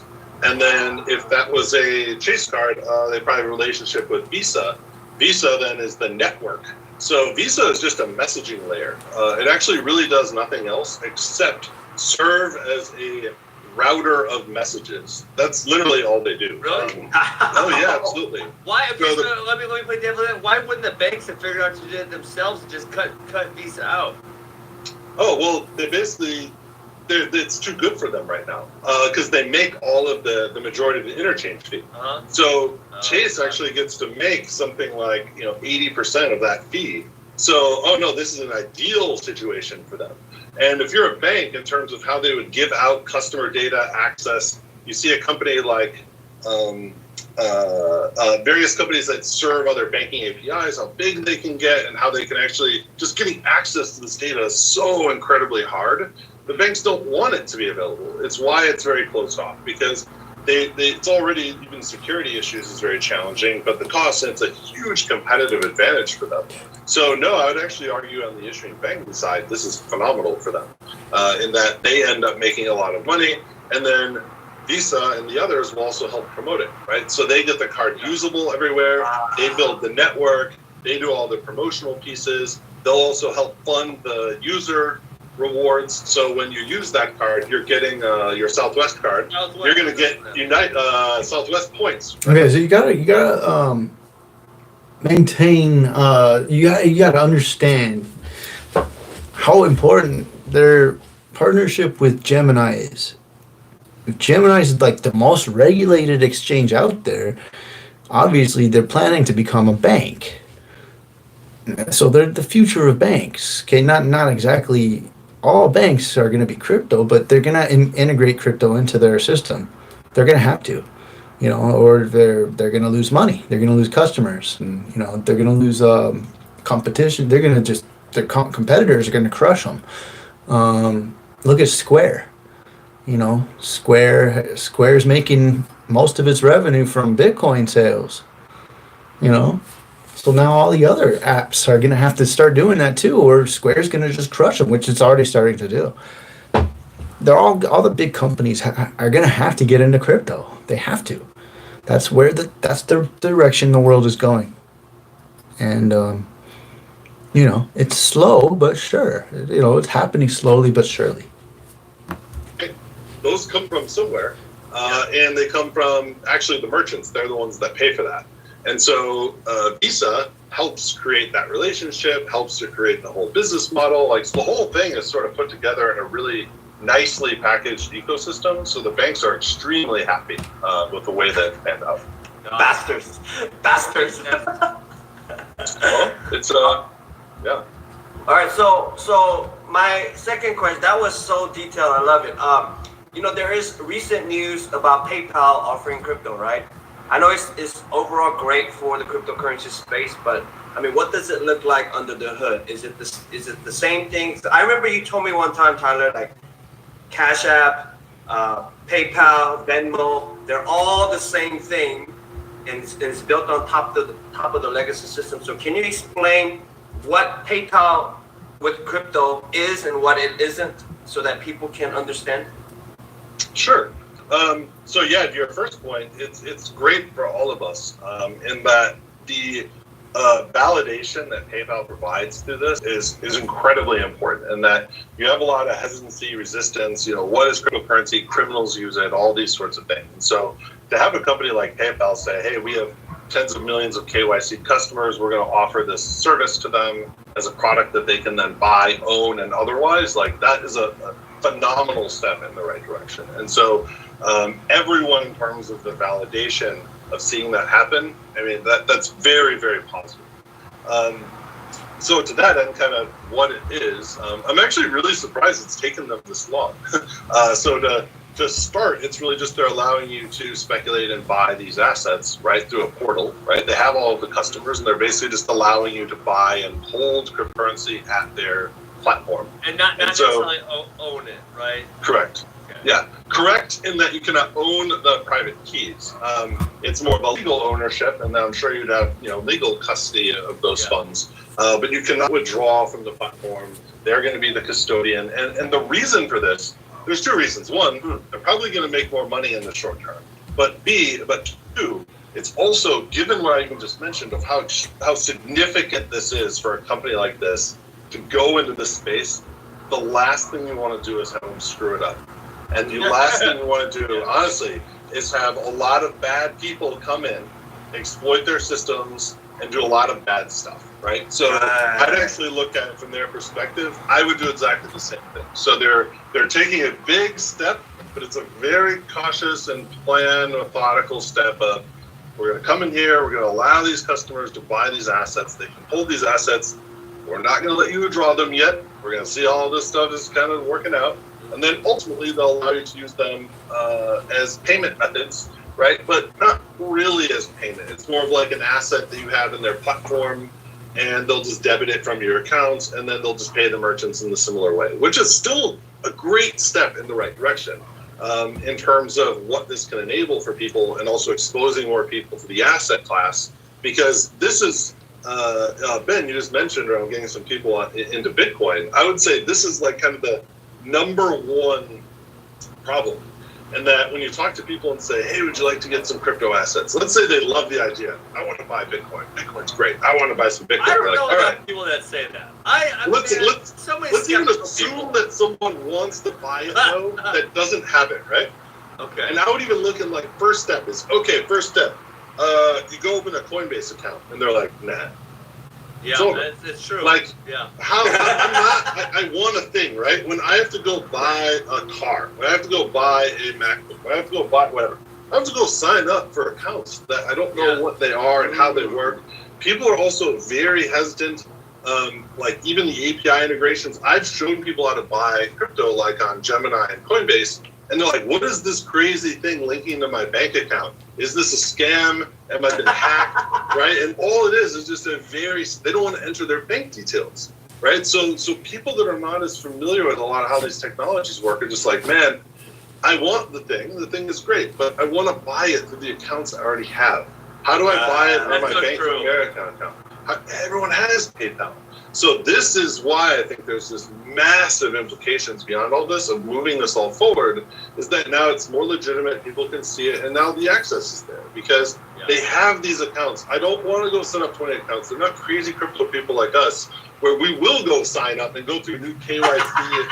Just say like, oh, you gotta put your driver's license. And be like, what are you talking about? Like, I'm not doing that. Yeah, I've had like to to us, people, this is standard. But I've had a whole bunch of people even get to this step where, and then I don't recall which format it was, but they get all the way, they sign up, they do all the KYC, but then it won't let them buy with their credit card. They would have to enter a bank account. They're like, no, ain't gonna do that. You know, it's like they go so far. I know people too who are just, I've told them like, well, you just got to link your bank account. Especially, it seems kind of more like maybe higher up in age they are, like the less trust they have in giving away their information. But I think the younger you are, you just kind of you grew up knowing, with this you just grew up in a digital age where a lot of information is shared on social media, and so a lot of the younger people, like including myself, but people younger than me, even like people who are in their younger 20s, they understand that privacy is really not as important as it is to older people, who grew up with privacy and they controlled all their own money, and it's just different. But yeah, people don't want to give up their bank account to some weird app, technology app. Like, it's like, well, that's just, that's why being in early is great, because it's gonna happen anyways. They're gonna make user interfaces easier. The end user experience. They're gonna make it easier. They're gonna make it easier to buy crypto because you won't need a key. You'll just have your own screen name or whatever. You'll have your public name people can send it to. And you could just use that. I can do my bank account. I thought I could do it with the credit card. I can't. I'm out. Yeah, it's not a typical experience. Crypto is very unique in a lot of ways. Me too. It's the best stealable asset in the world, right? Because they're irreversible transactions on open blockchain. So, man, there's a whole deep layer. So Tyler, this is the biggest question I get. So whenever people buy on PayPal, let's say they buy Litecoin on PayPal, okay? Does PayPal on the back end through Paxos, do they have one-for-one reserve, or are they doing like this? Are they doing for sure. Yes, they have reserves there. I mean, I can't say 100%. I haven't, looked audited otherwise, but my understanding of the licenses they have and how this would all work, I can't imagine a situation. They've got New York offices. I can't imagine a situation where it's not fully reserved. Could you imagine a situation where they didn't have to have one-to-one and say, we have some of those. All right, so right there, I think he knows more than he's allowed to let on as far as PayPal. I think they have very specific non-disclosure agreements, possibly, regarding PayPal and maybe some kind of partnership or integration, something going on there. You see how he said, "Oh, for sure," like he knows. Oh yeah, he knows, but he says, "Well, I can't say for sure. Like I can't tell you. Like I haven't looked at the audit, blah blah." But everything tells me that they would have to, with the licenses there, and they're in New York, So there's another one that's in New York. I think they're all working together. I could see that happening. I could see Flexa being used to spend through PayPal, with the Spend SDK integrated. And then what would that mean? What would that mean, guys? That means AMP will be bought up by PayPal. The more people buy crypto through their app and the more people start spending it, they're going to buy more AMP to provide more liquidity. By 20 or down by 20%, and then they have to, people want to sell like crazy and they have to account for that. Like, good God. It's also just not their business, right? Yeah. So as a custodian, that's what your license is for, right? It's holding the assets safely, right? Their contract that I'm sure they have with PayPal, stipulates that, and it's a healthy business relationship for them. There are no business whatsoever. That's what BitMEX will do, right? So that's a different situation.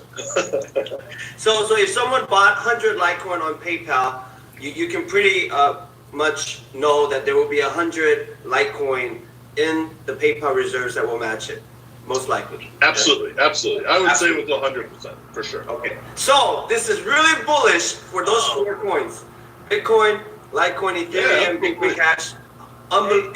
I call it the nuclear bomb of adoption, Tyler. Is this correct? I mean, because I don't know. I don't know the word nuclear bomb, John. no. Here's why, Ben. Because Why? it's the easiest barrier to entry. Just like he said. Yeah, Nobody wants to sign up. It for is. It's huge. We have It's big. 46 million that's already in the system, and they're being offered crypto. So I think this is the biggest step. Yeah, I mean, especially the more and more, people start hearing about inflation.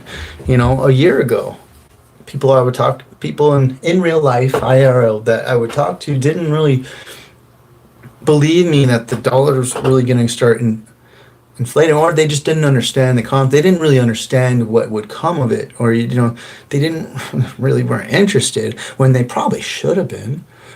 2 years ago, there's still people today who aren't interested, and they probably should be. But whatever. What are you gonna do? I'm not gonna waste too much energy on people who are hard-headed. The thing is, we're going in a certain direction, and the momentum's building and building and building, especially now. I mean, the mainstream media, next year is going to be humongous when it comes to crypto. Crypto is just going to be all over the news. But guess what? The time to get in was the last 3 years. Was the news covering it then? No, of course not. The ones in charge of the news, they don't want people knowing about it, because then the bull run would have started prematurely. The news controls the bull run. The media outlets, they control when they know when the cycles are coming, and that's when they start hyping things up. Look at the hype already during this year. What do you think the hype is going to be like next year? How many pieces of crypto news are going to come out every single day? How many PayPal, announcements are going to come out? And I'm just using that as an example. I mean, how many big names are we going to hear? How many, when are the Google execs going to make an announcement? When is Amazon going to make their announcement? We're waiting. These big announcements, we kind of forgot about a possibility of them, but they're coming. Okay, all the big players in the big tech world, they have to get into crypto now. They have to, in order to stay in the game. They got to make strategic moves, and they're planning on it. A lot of them have tons of, they're already 20 moves ahead, and they're just waiting. They already have the date that they're going to announce, and they collude with the top players in Congress and all that, all the bankers. They all know when the markets are going to crash. They all know when the markets are going to rise, and they time their announcements accordingly. Right direction of adoption. Okay, so I'd say half. What kind of bomb do you call it, Tyler? I would call it the nuclear bomb of awareness. How about that? Ooh, okay. Because you got to look at what all the end game around some of this stuff is, right? So when it comes to Litecoin, if you're looking at spending, using more adoption, right? This is awareness. It's going to get people in the door. They're going to be able to buy these assets. But the reality is, let's not kid ourselves. They're still primarily speculative assets. People want to buy and hold them. They only talk about their price. It's something where the number go up, I make money, right? And that is what it is to a certain extent. But if we want to talk about what this can actually start really having massive impact on what this can all look like, that can be an entry point. So I'd say it's a really good opening of sort of the gates. But now it's, John, Kim, Ben, and me and everyone else like us to really, educate people, show people what this can actually do, right? Beyond just And crypto, Mike. number go up. There's just so many applications of this stuff, right? And it's just the reality. People, that's all they need to know, that the number goes up. Yeah, and that's where it'll start for sure. And that's so that's so Asian, right? Number go up. It's supposed to be number goes up. No, but really, that's so but anyways, okay, so Tyler, this is very important for me. So why Flexa? What problem does Flexa solve if PayPal are going to introduce 22 million merchants to be able to receive cryptocurrency as payment? Where does Flexa and AMP token fit in this space? Yeah, so that's a great question. We don't fit, which is exactly by design. So the way that we were talking about the legacy piece, right? It's all through this sort of legacy infrastructure. Whether it's the debit, they call them payment rails, is like the slang term that's used, and you have these rails, credit, debit, everything that's all set up. You're generally still using all of that stuff in whatever method you use as payment. So what Flexa has done is built something totally in parallel and separate. So Flexa now enables digital assets to be usable in stores and spending in the same way, and cryptocurrencies, but it doesn't use those systems. It doesn't use credit card systems. It doesn't use debit card systems. So it's a separate system. And so what does that mean? Well, at the bottom line, and then we're also going to open that system. So we let any wallet or any developer or any app basically enable their assets to be spendable through our new payment pipe, essentially. So we're opening access to this new payment rail that we have. I mean, imagine if you could just create a new credit card, for instance, without needing all those other issuing banks, without needing all this other complication and barriers to entry that I was mentioning before, and you actually open it up to a greater free market. What that ultimately does is it lowers the cost dramatically, and we're talking something on order of potentially 90% of the cost.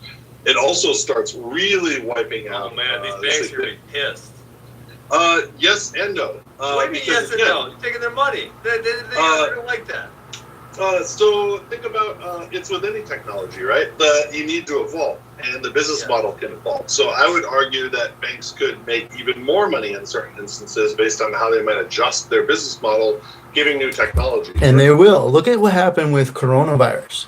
You saw how quickly the businesses had to adjust, and look, a lot of them are actually doing well with remote work, doing work from home, and a lot of these businesses have started to automate their the way they do their things, their the processes. Restaurants, they've automated everything. I worked at a restaurant during the change, and everything changed, but they changed it very quickly because they need to stay alive. So they will do it. The banks will do it. They need to stay alive. They want to stay alive. But they'll make the necessary changes, and this happens quicker than you can imagine. It happens. These huge changes can happen within a year, or even 6 months. A few months. The businesses will do anything to survive. Right. So, perfect example. JP Morgan's already built their own permission chain. They're now working with Consensus. They've talked a lot about the JP Morgan coin and what all of this looks like. What if they you adjust to where maybe you're not making the same money on the payment processing, but they have other. By the way, just real quick, I just want to let you know, the head of Meme is the market manager at Consensus. Just want to let you know, he's they've got a big team there. Services that they start using some of these other DeFi protocols, or they bake that into their credit accounts themselves. But there's so many opportunities for them to make even more money. Yeah, but that might be not as the conglomerate, not as the entire. And the banks, they've known this was coming. Okay, contrary to popular belief, people naively want to say the banks they had no idea this was what. How would they not know? How would the banks, who make it their business to know? They know everything. I mean, they're the ones who create all this change, and they know it's coming decades in advance. They have humongous teams of people who do research on just this sort of thing. How would you naively think so much that they don't know, but you do? Okay, get that through your head. Because, I mean, the way I would look at it is, right, the banks, all of them have all these ways to make money, right? Loans, but one of them is processing fees. And to your point, you said they take a large share of that. Those are essentially going to shrink, right? If they're here, they're going to go to here. Like for instance, real quick, I know I'm just cutting you off, but real quick, I just want to show you again this one that I was showing you earlier about the Federal Reserve creating the digital currency group. That's big. That's huge, because that shows you they knew this was coming, and they actually helped create this big change by creating, the digital currency group. Started off small, but look, this group is going to be huge, and it's already big. But yeah, I mean, the Digital Currency Group, it was founded by the New York Federal Reserve. It's now a private company with 3 of their board of directors also sitting on the board of governors of the Federal Reserve. When you examine the portfolio of the Digital Currency Group, one understands that the portfolio represents blockchain and cryptocurrency infrastructure, recreating the entire global financial ecosystem. So they own the core software development company for Bitcoin.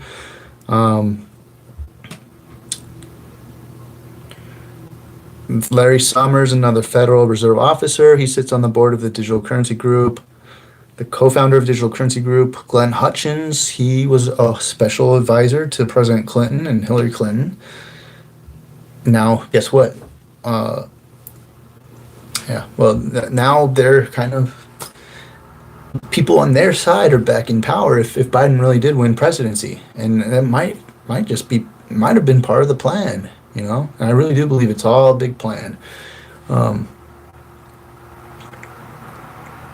Digital Currency Group, it owns technology that scans and reads public blockchains.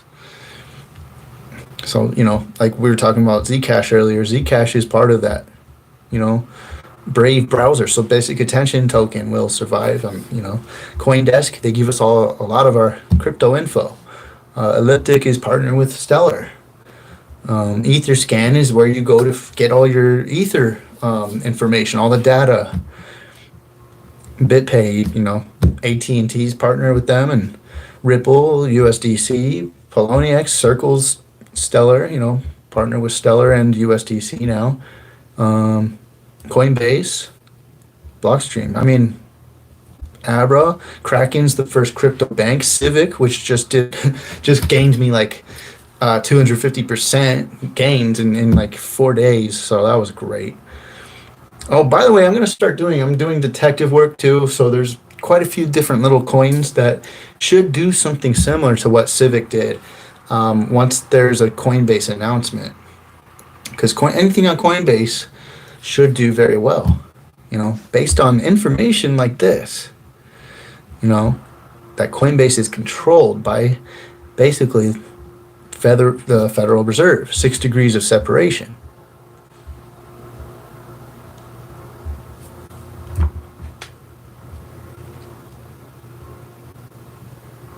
Processing fees are going to go away. Now, if they're creative, they will find other ways to make money, but probably not all of them. Some of them who will try to hold on to those processing fees, they're probably going to get behind, and they'll try to hold on as tight as they can, and then they'll be way behind, and so then they just won't catch up and they'll be gone.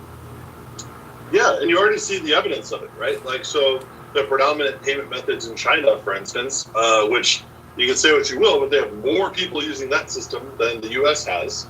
They don't have those fees. They use ACH payments to their bank accounts, and they literally don't have those processing fees. Granted, it's a little different. Runs through a central clearinghouse, the government. There's a lot of complexity in that argument. It's communist. But communism. It's completely centralized. Even across Europe, very, very different financial structures, even across the EU. A lot of countries don't have that's where we're headed. So you can make payments through your bank cards.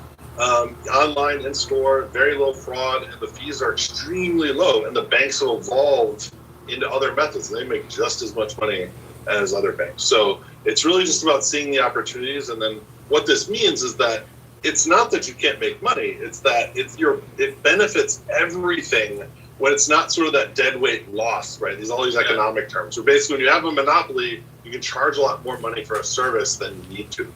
And when you start eliminating that, now you can pay fees for actually valuable services that are protecting you in very meaningful ways, rather than having a messaging service being a multiple $100 billion company just by taking little fees off the top, where arguably they're not really helping consumers and they're not really helping anyone else. That's where you can have a whole bunch of issues. And so when you can cut away that and redistribute it and even charge fees into a system where it's very valuable, I mean, now you really show a lot further growth, a lot more value to everyone in the system. So ultimately, too, I guess to circle back even to the main question there is like what Flexa is doing. Ultimately, it's just creating a freedom of choice. So we're providing another option that allows people to spend their digital assets right in a really low cost way, in a very low, if not zero fraud way, further reducing the cost, and then allowing people to participate in new ways. So it's like it truly is providing this freedom, choice, more opportunity, and also hoping, ease some, even you see like now in crypto, a lot of this tribalism, right? You see, Bitcoin maximalists, and like that's to me, it's a very frustrating thing. I'll be very honest. I agree. I've been in Bitcoin myself almost 10 years, literally very close now, my 10-year anniversary of my first Bitcoin that I've mined. Oh, what was the date? What was the price? See, goes right, the price. I don't know if it had a price. Did the number go up? I actually don't know. I'm being very honest. It might have been worth like 10 cents, maybe. Like, I actually don't know if it even had a price, because I can't remember if I could have traded it. Honestly, that's what it was, and so. So people don't really understand that, before Bitcoin was traded, people went by by the tech alone. They didn't go by the price, They went by, they thought the tech was just insanely innovative, and they were just so interested in it. And they actually started bartering for it. They didn't have a cost, but they would say, hey, here's 10,000 Bitcoin, I need a pizza. Like, can you give me some money for a couple pizzas? I'll give you 10,000 Bitcoin. Things like that. Back then it didn't have a value. Barely did. But when it wasn't even on exchanges, and it was very much harder to buy, and it was harder to get because you had to mine it, or people had to give it to you, and they had to send it to you. So this technology has gone a long way in just 10 years, and it's rising exponentially. We've gone a long way in the last 2 years. Just this year alone. Last year, oh my gosh, wow, it's just exponentially we're seeing this technology rise. And it's getting exciting. When you see that, though, Bitcoin is absolutely great. But the tribalism sometimes gets created around this of we created Bitcoin as this freedom of choice to have an alternative to the existing system that's out there, right? We want to be able to transact in a new way. We want to have these rights to be able to do this, which I fully support. I'm one of the first ones that lined up to do it. And to this day, I still have lots of Bitcoin, and I'll still be in that line. However, then to spin a narrative of, now our thing is better than everything else, and all of these other new things. Let's say it's something like Litecoin. Litecoin, therefore, is inferior to Bitcoin. I only like Bitcoin. Your thing is bad, and my thing is great. To me, is the most hypocritical, antithetical, statement you can ever make as someone. So to me, honestly, I'll say it. If you're a Bitcoin maximalist, I really, truly believe you don't believe in what Bitcoin is, to me personally, because I don't care, right? I might not like Litecoin. I might not like all these other things. I don't have to like them. But to say your thing in a new system that you literally created to get out and have opportunity, and then say everything else is bad and stupid, it completely cannot make any sense to me. I don't understand how people will rationalize that thought. He gets it. I agree so much. I listen to their arguments, and I feel the same way as you. Is you're really smart. Most Bitcoin maximalists, not all, most of them are relatively intelligent, and they're smart. And I listen to arguments. I'm like, well, it sounds smart, but I don't agree with this at all. The way I see it, most Bitcoin maximalists, especially the popular ones who have a lot of subscribers or followers, they're just pumping their bags. If they have that much influence, if they're well known around the world and they say something about Bitcoin, positive, but then they don't say anything about anything else, they really steer away from even going in that territory, they're most likely just part of the hype train, and they're looking to get that price up so they can sell it. That's how I assume. I'm probably not right, but that's just kind of what I think nowadays, because why not address other cryptocurrencies too? Why don't the big popular people on the news stations, why don't they ever go into detail about anything? Well, because they're not supposed to. They're not being themselves. They're doing what they're supposed to be doing, and they also might be doing something that will influence, the value of their portfolio. It's talking out of your ass right now, because other things now, everything has a purpose, right? And sure, are some of these tokens going to go away? Have some of them went away since 2017 if they don't have a purpose? Absolutely. But does that mean that there's only room for one? No, that's not what that means at all. That just means, listen, there's room for others. There's not room for all of these, and some of these people are scam artists, et cetera, et cetera, et cetera. But yeah, Bitcoin maximalist. It's just it's not the ethos it was created for. You created it as this freedom of choice to have. That's something you wanted to opt into. So forcing everyone into your method of thinking is just like literally what you escaped from. It's complete craziness. Yeah. And you can argue that it's better, right? I'm not saying that you can't say better, but just to say there is nothing else exists, this is the only thing. It's like, no, that's the doctrine you left to now just form your own doctrine. Like, that makes just no sense. So they got out of the jail cell and went right back into the jail cell and telling everybody to come into this jail cell. It's very hypocritical. Yeah. So Tyler, the jail cell. Yeah. Tyler, so can you explain, because I cannot, because I'm a simple man with a simple plan. Ben Askren always says I'm not smart, but I'm pretty smart. My mom told me. Hey, that's not true. I said you're ugly. So can you explain what decentralized risk means? Because to me, that's really important, because you can't decentralize everything. But to me, decentralizing risk seems like a very, very novel idea, but a good one. Yeah, we think it's the idea, right, around payments. So we just think about how payments work, right? So let's say you have a shop in a city, and I come in with some Japanese yen, a bill of Japanese yen, and I want to buy something, right? And I try to do that in the United States. They're going to look at me like, well, what are you trying to do, right? Likely, the cashier probably hasn't even seen an actual Japanese yen note before. So they don't even literally know what I have. They have no idea if it's real. They don't even know what it is. And let's even assume they could, right? The reality is that store doesn't pay for their bills in yen. They pay it in US dollars. So they need US dollars. So for this transaction to occur, they need to even validate it's real money, right? Which they're incapable of doing given the technology that they have, right? And also they need the liquidity, and they need to be able to exchange it. How in the world are they going to be able to do that outside of a reasonable process? So that's where I look at it, is that's the risk. The risk is assuring that there's liquidity and that this is also a real payment instrument to them, right?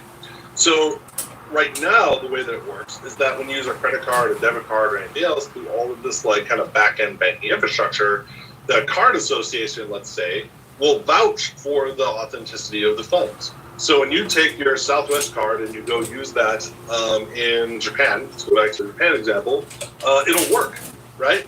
The Japanese merchant is still in the same boat. They don't want your dollars. They don't know how to accept the dollars. They want yen. But so Visa, though, will say, hey, we're going to vouch for this. We're going to, as part of our network, we will cover that this will be good funds to you. We're going to take dollars from these people and figure this out, and we're going to give you yen into your bank account. So that's literally the risk, or sort of the payment assurance, that they are providing that service. And then because of the monopolies that they have, they get to charge you whatever they want. And that's why it's so expensive. And that's why it hasn't really been innovated the same way, because when there's only one terminal and you can only swipe one card, and that's the market for the service that you have, there's literally no other way to make a payment, right? For us, if we go to Tokyo, there's no other way for us to get payment. And then also, if we want to go get Japanese yen, oh, well, what do we have to do? We have to put our bank card in the machine for it to then give us the dollars, or the currency, charges us a fee on top of that. Because there's literally zero other way to do it. And that's just how it will work. And so it works very well, but you have a lot of fees in the system, though, and you have these monopolies because they can charge what they want because they have the control that's there. So when it comes to decentralizing risk, now if you look at that picture and you say, all right, that's how this works. But what if you use a blockchain asset or something with an open database? Anyone in the world can validate that transaction is real. So before, remember I was saying someone shows up with Japanese yen. We don't know if this is real or not. I'm not a currency expert. I don't know if this is counterfeit. But if I show up with something like Litecoin, oh, well, wait a second. Anyone can independently verify that that's a real asset. And when you exchange it, I can now verify that. And guess what? Me, as an outside observer, I can validate it generally for free because it's on a public blockchain that I just need to look at. So by using this sort of a schema, essentially, anyone can validate the authenticity, the liquidity, the exchange, and now you just open that up. So then, rather than having a centralized entity, and centralized entities are not necessarily bad, but ones that have the monopoly control, rather than having the one entity that says, I'm the only one that can validate the authenticity of these funds, oh wait, the entire world can do it, and they can all participate, you're starting to drive that cost almost to zero. And it does go down to zero. So the cost of verification, right, or payment assurance can become zero. And that's basically what we're looking to do. And so harnessing that sort of technology around more of a universal payment system, and there's more complexity to it, but in general, that's the concept and what we're looking to do in terms of decentralizing the risk. You can still do that with the centralized entities, but you're removing the really expensive component that's been built up over 60 years that there really isn't much way to change, except you do something entirely different. So, hold on, John. What this makes me think is, and I think it's probably one of the positive things of crypto, but it's that people are going to become less and less reliant on debt, right? With my credit card, like you're saying, centralized risk, I rack up $10,000 over the course of the month. At the end of the month, they give me a bill. I give them my $10,000 to cover that thing that they're holding, right? That debt that they're holding. But if we're all doing it with crypto, you're going to have to pay for stuff with what you have, which, essentially is a debit card. But, I mean, I think one of the things crypto is going to do over time, more specifically Bitcoin, is make people into savers more and make people less reliant on debt. Because the United States economy has been heavily reliant on debt as a mechanism to make yourself more wealthy over the course of, the last, maybe forever, but my knowledge probably goes back like 20 or 30 years. Yeah, I mean, I hope so. But crypto doesn't necessarily rule out any debt, for better or worse, because that system will still work, right? This is just technology behind the scenes. So I can still offer you all the credit that you would like as a customer of my entity, and I can lend you Bitcoin if I'd like to. So a centralized entity could lend you still any asset that it would like. So you could still transact using this technology with or without debt. I'd like to hope that it does have some of those positive sort of developments, because that is generally healthy for people. But if you manage debt the right way, I think it could be very positive. There's lots of economic positive consequences of that. But I totally agree with your point on that. But not necessarily. People can definitely still use debt. Credit can still exist in exactly the same way, but it can exist now and getting processed through infrastructure that's much, much more efficient. So Tyler, so I take it that the future that you envision or see is decentralization and centralization going together, right? Is that how you see it, or does decentralization overtake centralization slowly but surely? It depends. So I'm as valuable as decentralization can be. It's not necessarily the end-all, be-all for sure. Decentralizing all of the things, I don't think is the right approach. The way that humans work, the way that humans interact, there's a lot of centralized components that can be done way better, faster, cheaper in every single way by having centralized entities. So it really depends. But I think there's going to be a happy medium of things really coexisting, and will happen like any free market society. The things that are more valuable being decentralized, I think, will win, and that people will gravitate to those platforms and they'll use those things because they are going to be fundamentally better. But to just say, oh, this is decentralized, here's why you should care, and it's going to cost you more money and be slower, I'm not as bullish on those things, right? The things where it is actually better, and that's the case I make sort of with Flexa, is that a user doesn't have to care that they're using Flexa. They don't have to opt into it. I mean, yeah, I'd love them to get into Litecoin and these other things and use these as payments, but the reality is it's just back-end technology that makes things so much easier, where it becomes inevitable that something like this will exist. So I think there's definitely a harmony, and the markets will decide and show us like what is most valuable to us and what we end up using. So what's your roadmap? What's Flexa and AMP's roadmap for 2021? Now that the network has really just been kind of up and running now for quite a bit, it's a good logo there. That's John showing the new AMP logo. So that's our network token. Without going too much detail, the way our network is basically secured and functions is through a network token. And Flexa itself does not have a business model or does not make money. We allow the token holders basically to participate, and it's truly a decentralized network where all the value is accrued in the token itself, which is something we think is very, very critical to how these networks evolve. So that's what John is referencing there as being a fan. But the roadmap is really about now growing merchant acceptance. We've got some really big national merchants, more jurisdictions, so more countries, more merchants, more wallets, more tokens, all of that in place, and just making it now bigger and better than ever. So Tyler, right now you guys are live on Gemini Pay and Speed and App at over 41,000 locations, right? Yeah, I think even more at this point, yeah. But you guys also have partnership with National Cash Register, and National Cash Register is the biggest POS, not piece of crap, but point of sale system in the world, right? What do you mean, John? P.O. I didn't want to curse, man. See, I'm checking on your spelling. I get a pass. I'm Asian. Okay, I get to make mistakes. Number go up. Number go up. We're taking this off Twitter, for God's sakes. Okay, sorry. Go ahead. Continue, Tyler. Oh no, I guess I would just add to that is there has been the growth in decentralized products now, or DeFi, is just astronomical. Even with my ridiculously high expectations around what I think could get developed and what I think the world looks like even in 3 months, it just completely overruns anything I can't even keep up with everything that's happening. And the new protocols, the new products, the amount of people, the amount of developers, everything is just coming with just such an avalanche of just it's so much. I can't even put the right words to it of how much is happening behind the scenes of what people are building and what's truly changing. You can't see it on the surface.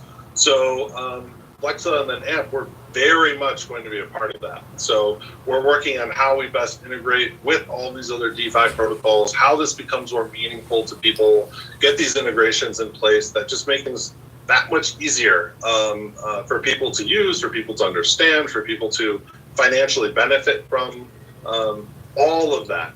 And so also, okay, so they're doing stuff behind the scenes, and what he just said is that there's gonna be they're gonna be a big part of the DeFi ecosystem, and he's very confident about it. So I'm very confident, We this last summer, FlexiCoin saw a lot of growth. A lot of people had confidence in it and put a lot of money in it. So going to be one of those entities that sits in the middle. We have a lot of centralized products more on the merchant side, because that is just going to be the requirement of how they're going to accept payments. And they're right in the middle between centralization and decentralization. And that's great. That's perfect, because we're not going truly decentralized right away. That's not going to happen. No, I mean, we need to get involved in the legacy banking system first, with decentralization being integrated slowly. They need to. There's just so many moving pieces and moving parts that need to all come together, and then we can kind of look forward from there. But first, we need to get that DeFi and that decentralization integrated into the centralization of the legacy banking. Relationships work on the hardware and the software, and that's going to be a critical piece of the system. But we're absolutely looking to decentralize almost everything else. And so the entire process of how you get access to the SDK, how you make payments, how collateralization works, all these other things. It's very far along in decentralization. I'd say the network itself is very decentralized, but we can continue even moving that further. And so that's really what our ambitions are, and trying to really reach that level as best as possible. And so everything that's coming out right now, and just the developments have just been unbelievable. Just so much progress. Wow. So can you give us? I think we did on the first podcast with them, Ben. Did you do rapid fire questions? We did. Well, you know what? Let's close this out with. You know, one thing I loved our man going parabolic, Jason Williams. You know, a lot of people said, I don't want to make any specific predictions. I don't want. This man was out here saying, new app by October 31st. And I know he failed, but guys, don't you just appreciate the courage of him coming out here and selling out so hard that it was going to happen? I love it. Yeah, I love it. I was on Team Parabolic. I knew he probably wasn't going to get it right, but I supported him until 12:01 a.m., baby. So I'm with Mr. Jason Williams. But to close it out, Tyler, can you just let people know? Because I remember when I spent a week with you, you convinced me not to focus on price. You almost looked at me like I was a dirty old bastard because I kept talking about price. So as your closing comment to all the audience. I had a conversation with one of the team members there, and he said, dude, don't think about the price, man. It's not about that. And that's kind of what we hear about, you know, a lot of our tokens, coins. Of course, with Bitcoin, it's about the price, right? But, you know, with XRP, really, it's kind of like I'm not focused on the price of XRP. I know where it's going, and I'm just kind of glad that it's in my portfolio. I'm glad I have a chunk of it. I'm a piece of that, the history. You know, I'm an early piece of this history. You know, and then same as with AMP. I'm not focused on the price, although it is number one in my portfolio. So that's the first thing I see whenever I look at my portfolio. It doesn't matter. I know where they're going. I know I'm super early in this, and not like barely anyone is in it. You know, the funny thing is it has a pretty high market cap. However, not a lot of retail investors are in it. What does that tell you? You know, there's big corporations that are in it. You know, big money is already in it, but not a lot of us.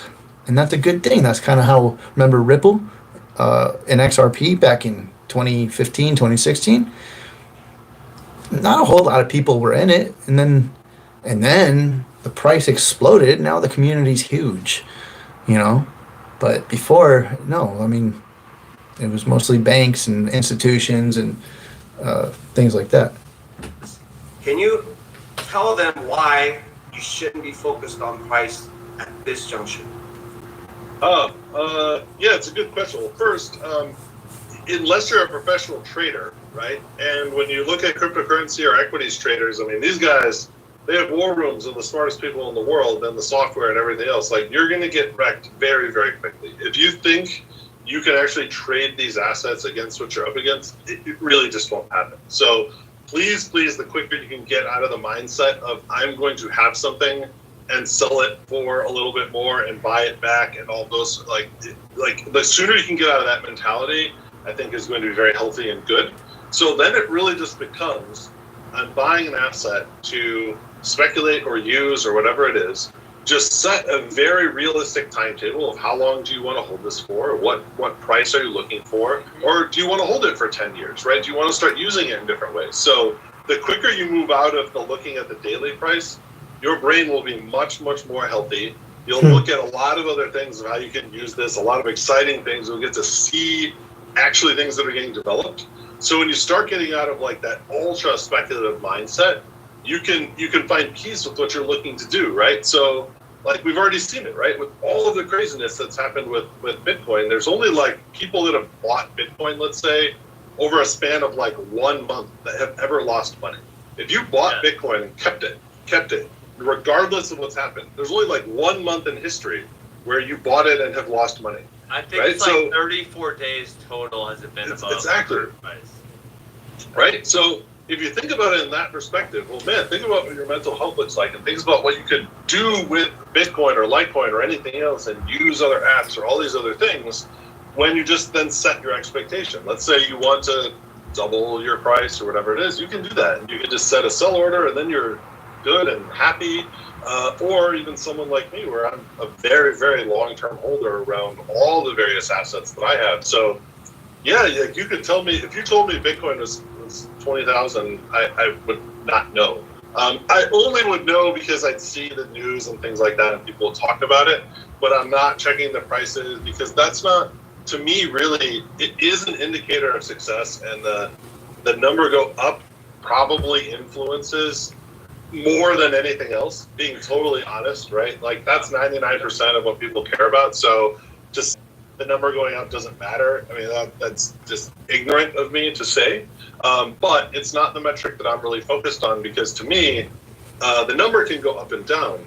But if behind the scenes, we're not building truly valuable stuff that matters and getting the very smart people behind this that people actually care about, well, then it is a bubble.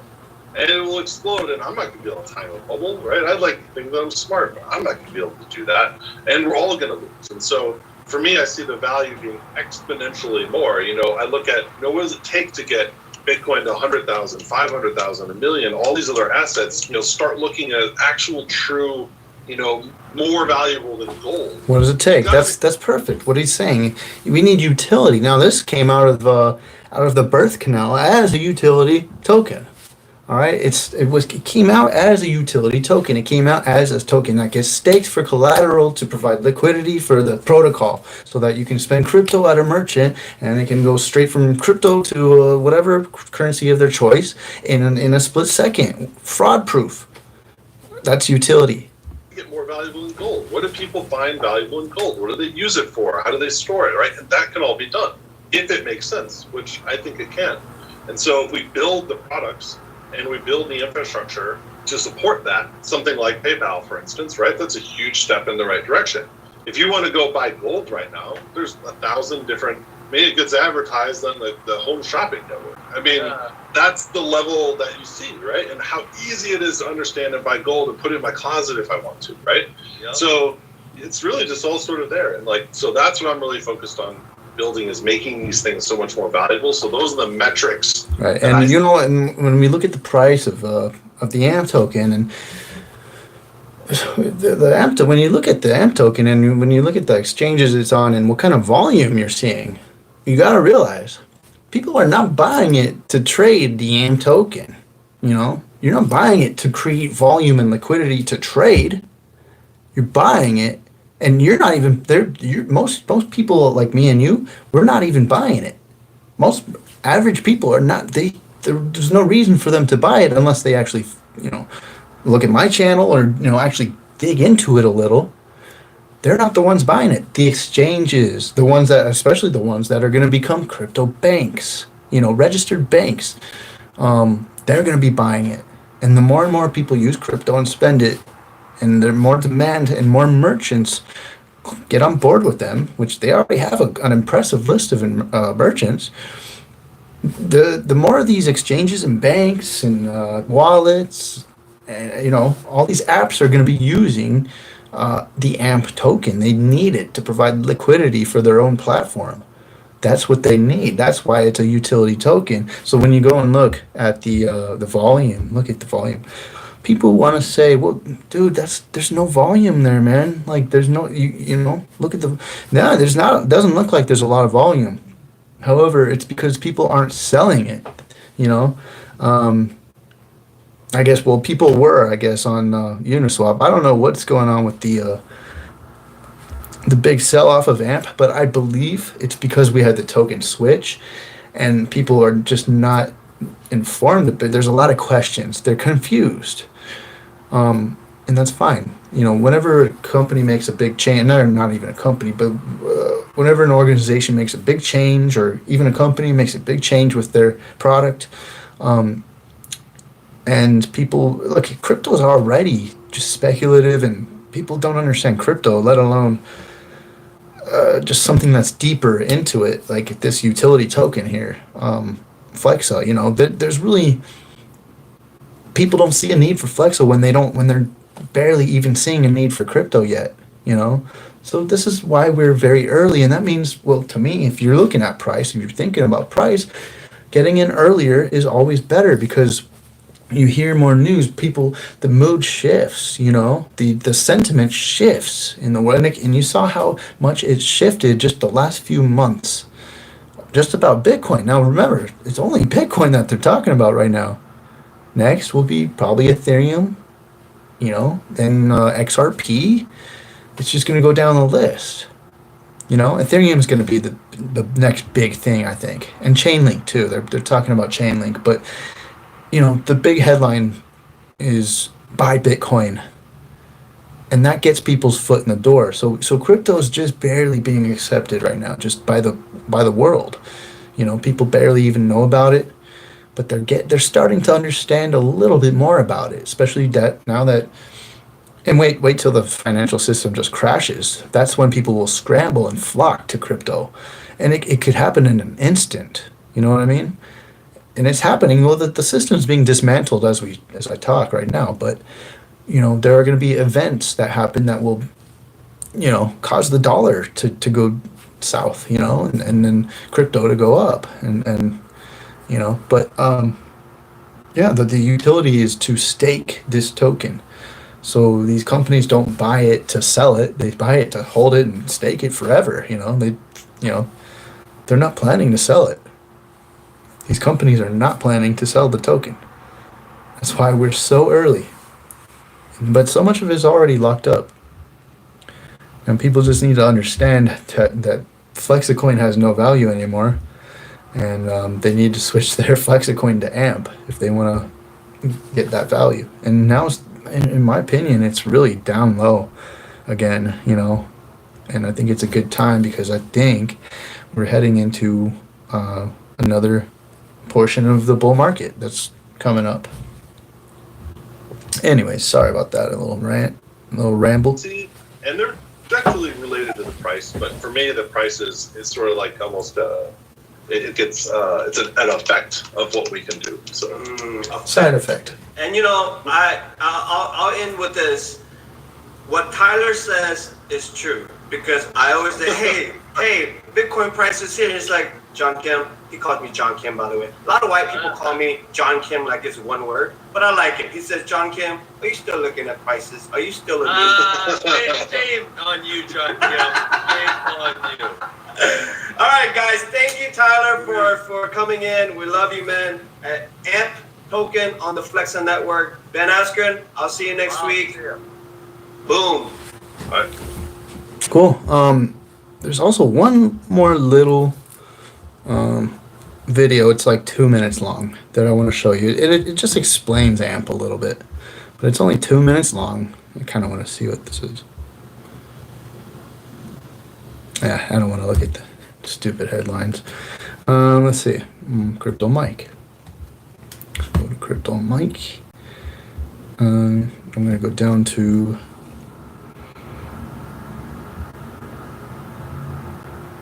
Oh, by the way, the newest tropical or hurricane has been named Theta. I thought it was pretty cool.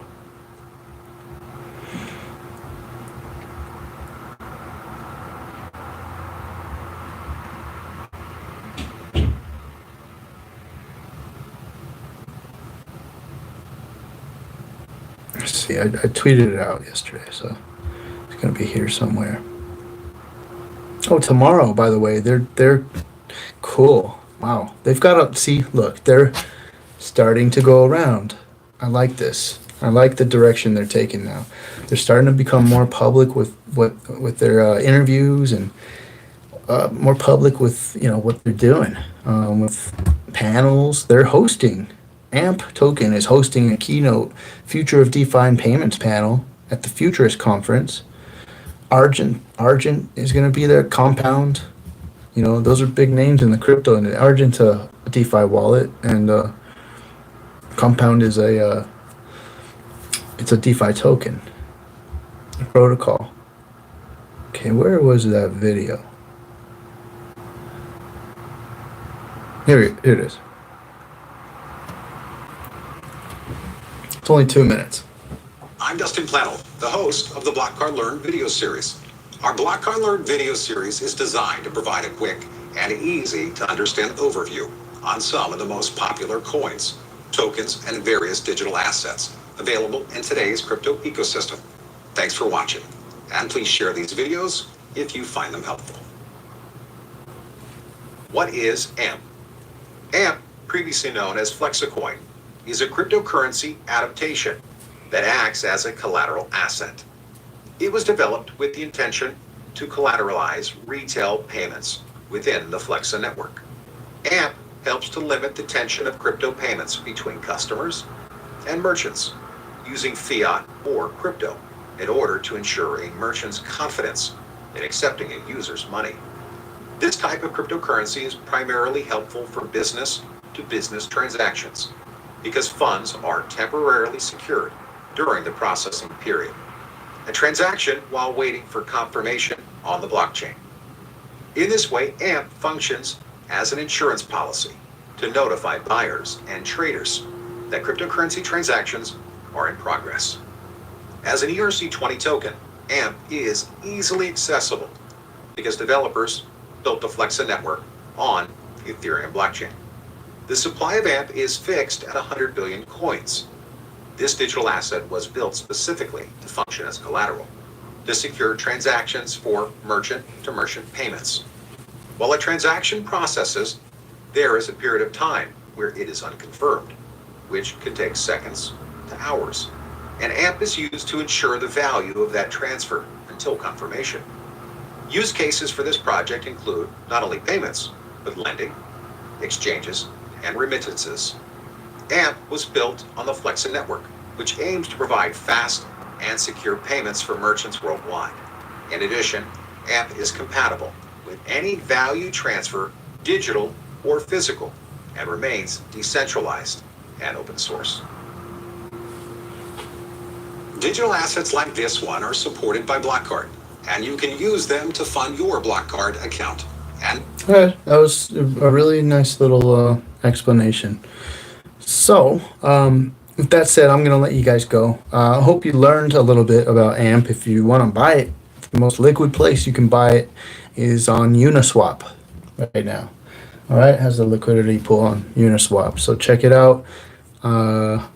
If you don't want to go on Uniswap, you can go on You can go on Hotbit, Gemini, Bilexy, Sushi. You can go on Sushi Swap. Nice. All right, guys. Just wanted to let you know. Hit the thumbs on your way out. You guys have a wonderful day. Okay, and be good people. Crypto Mike out. Peace.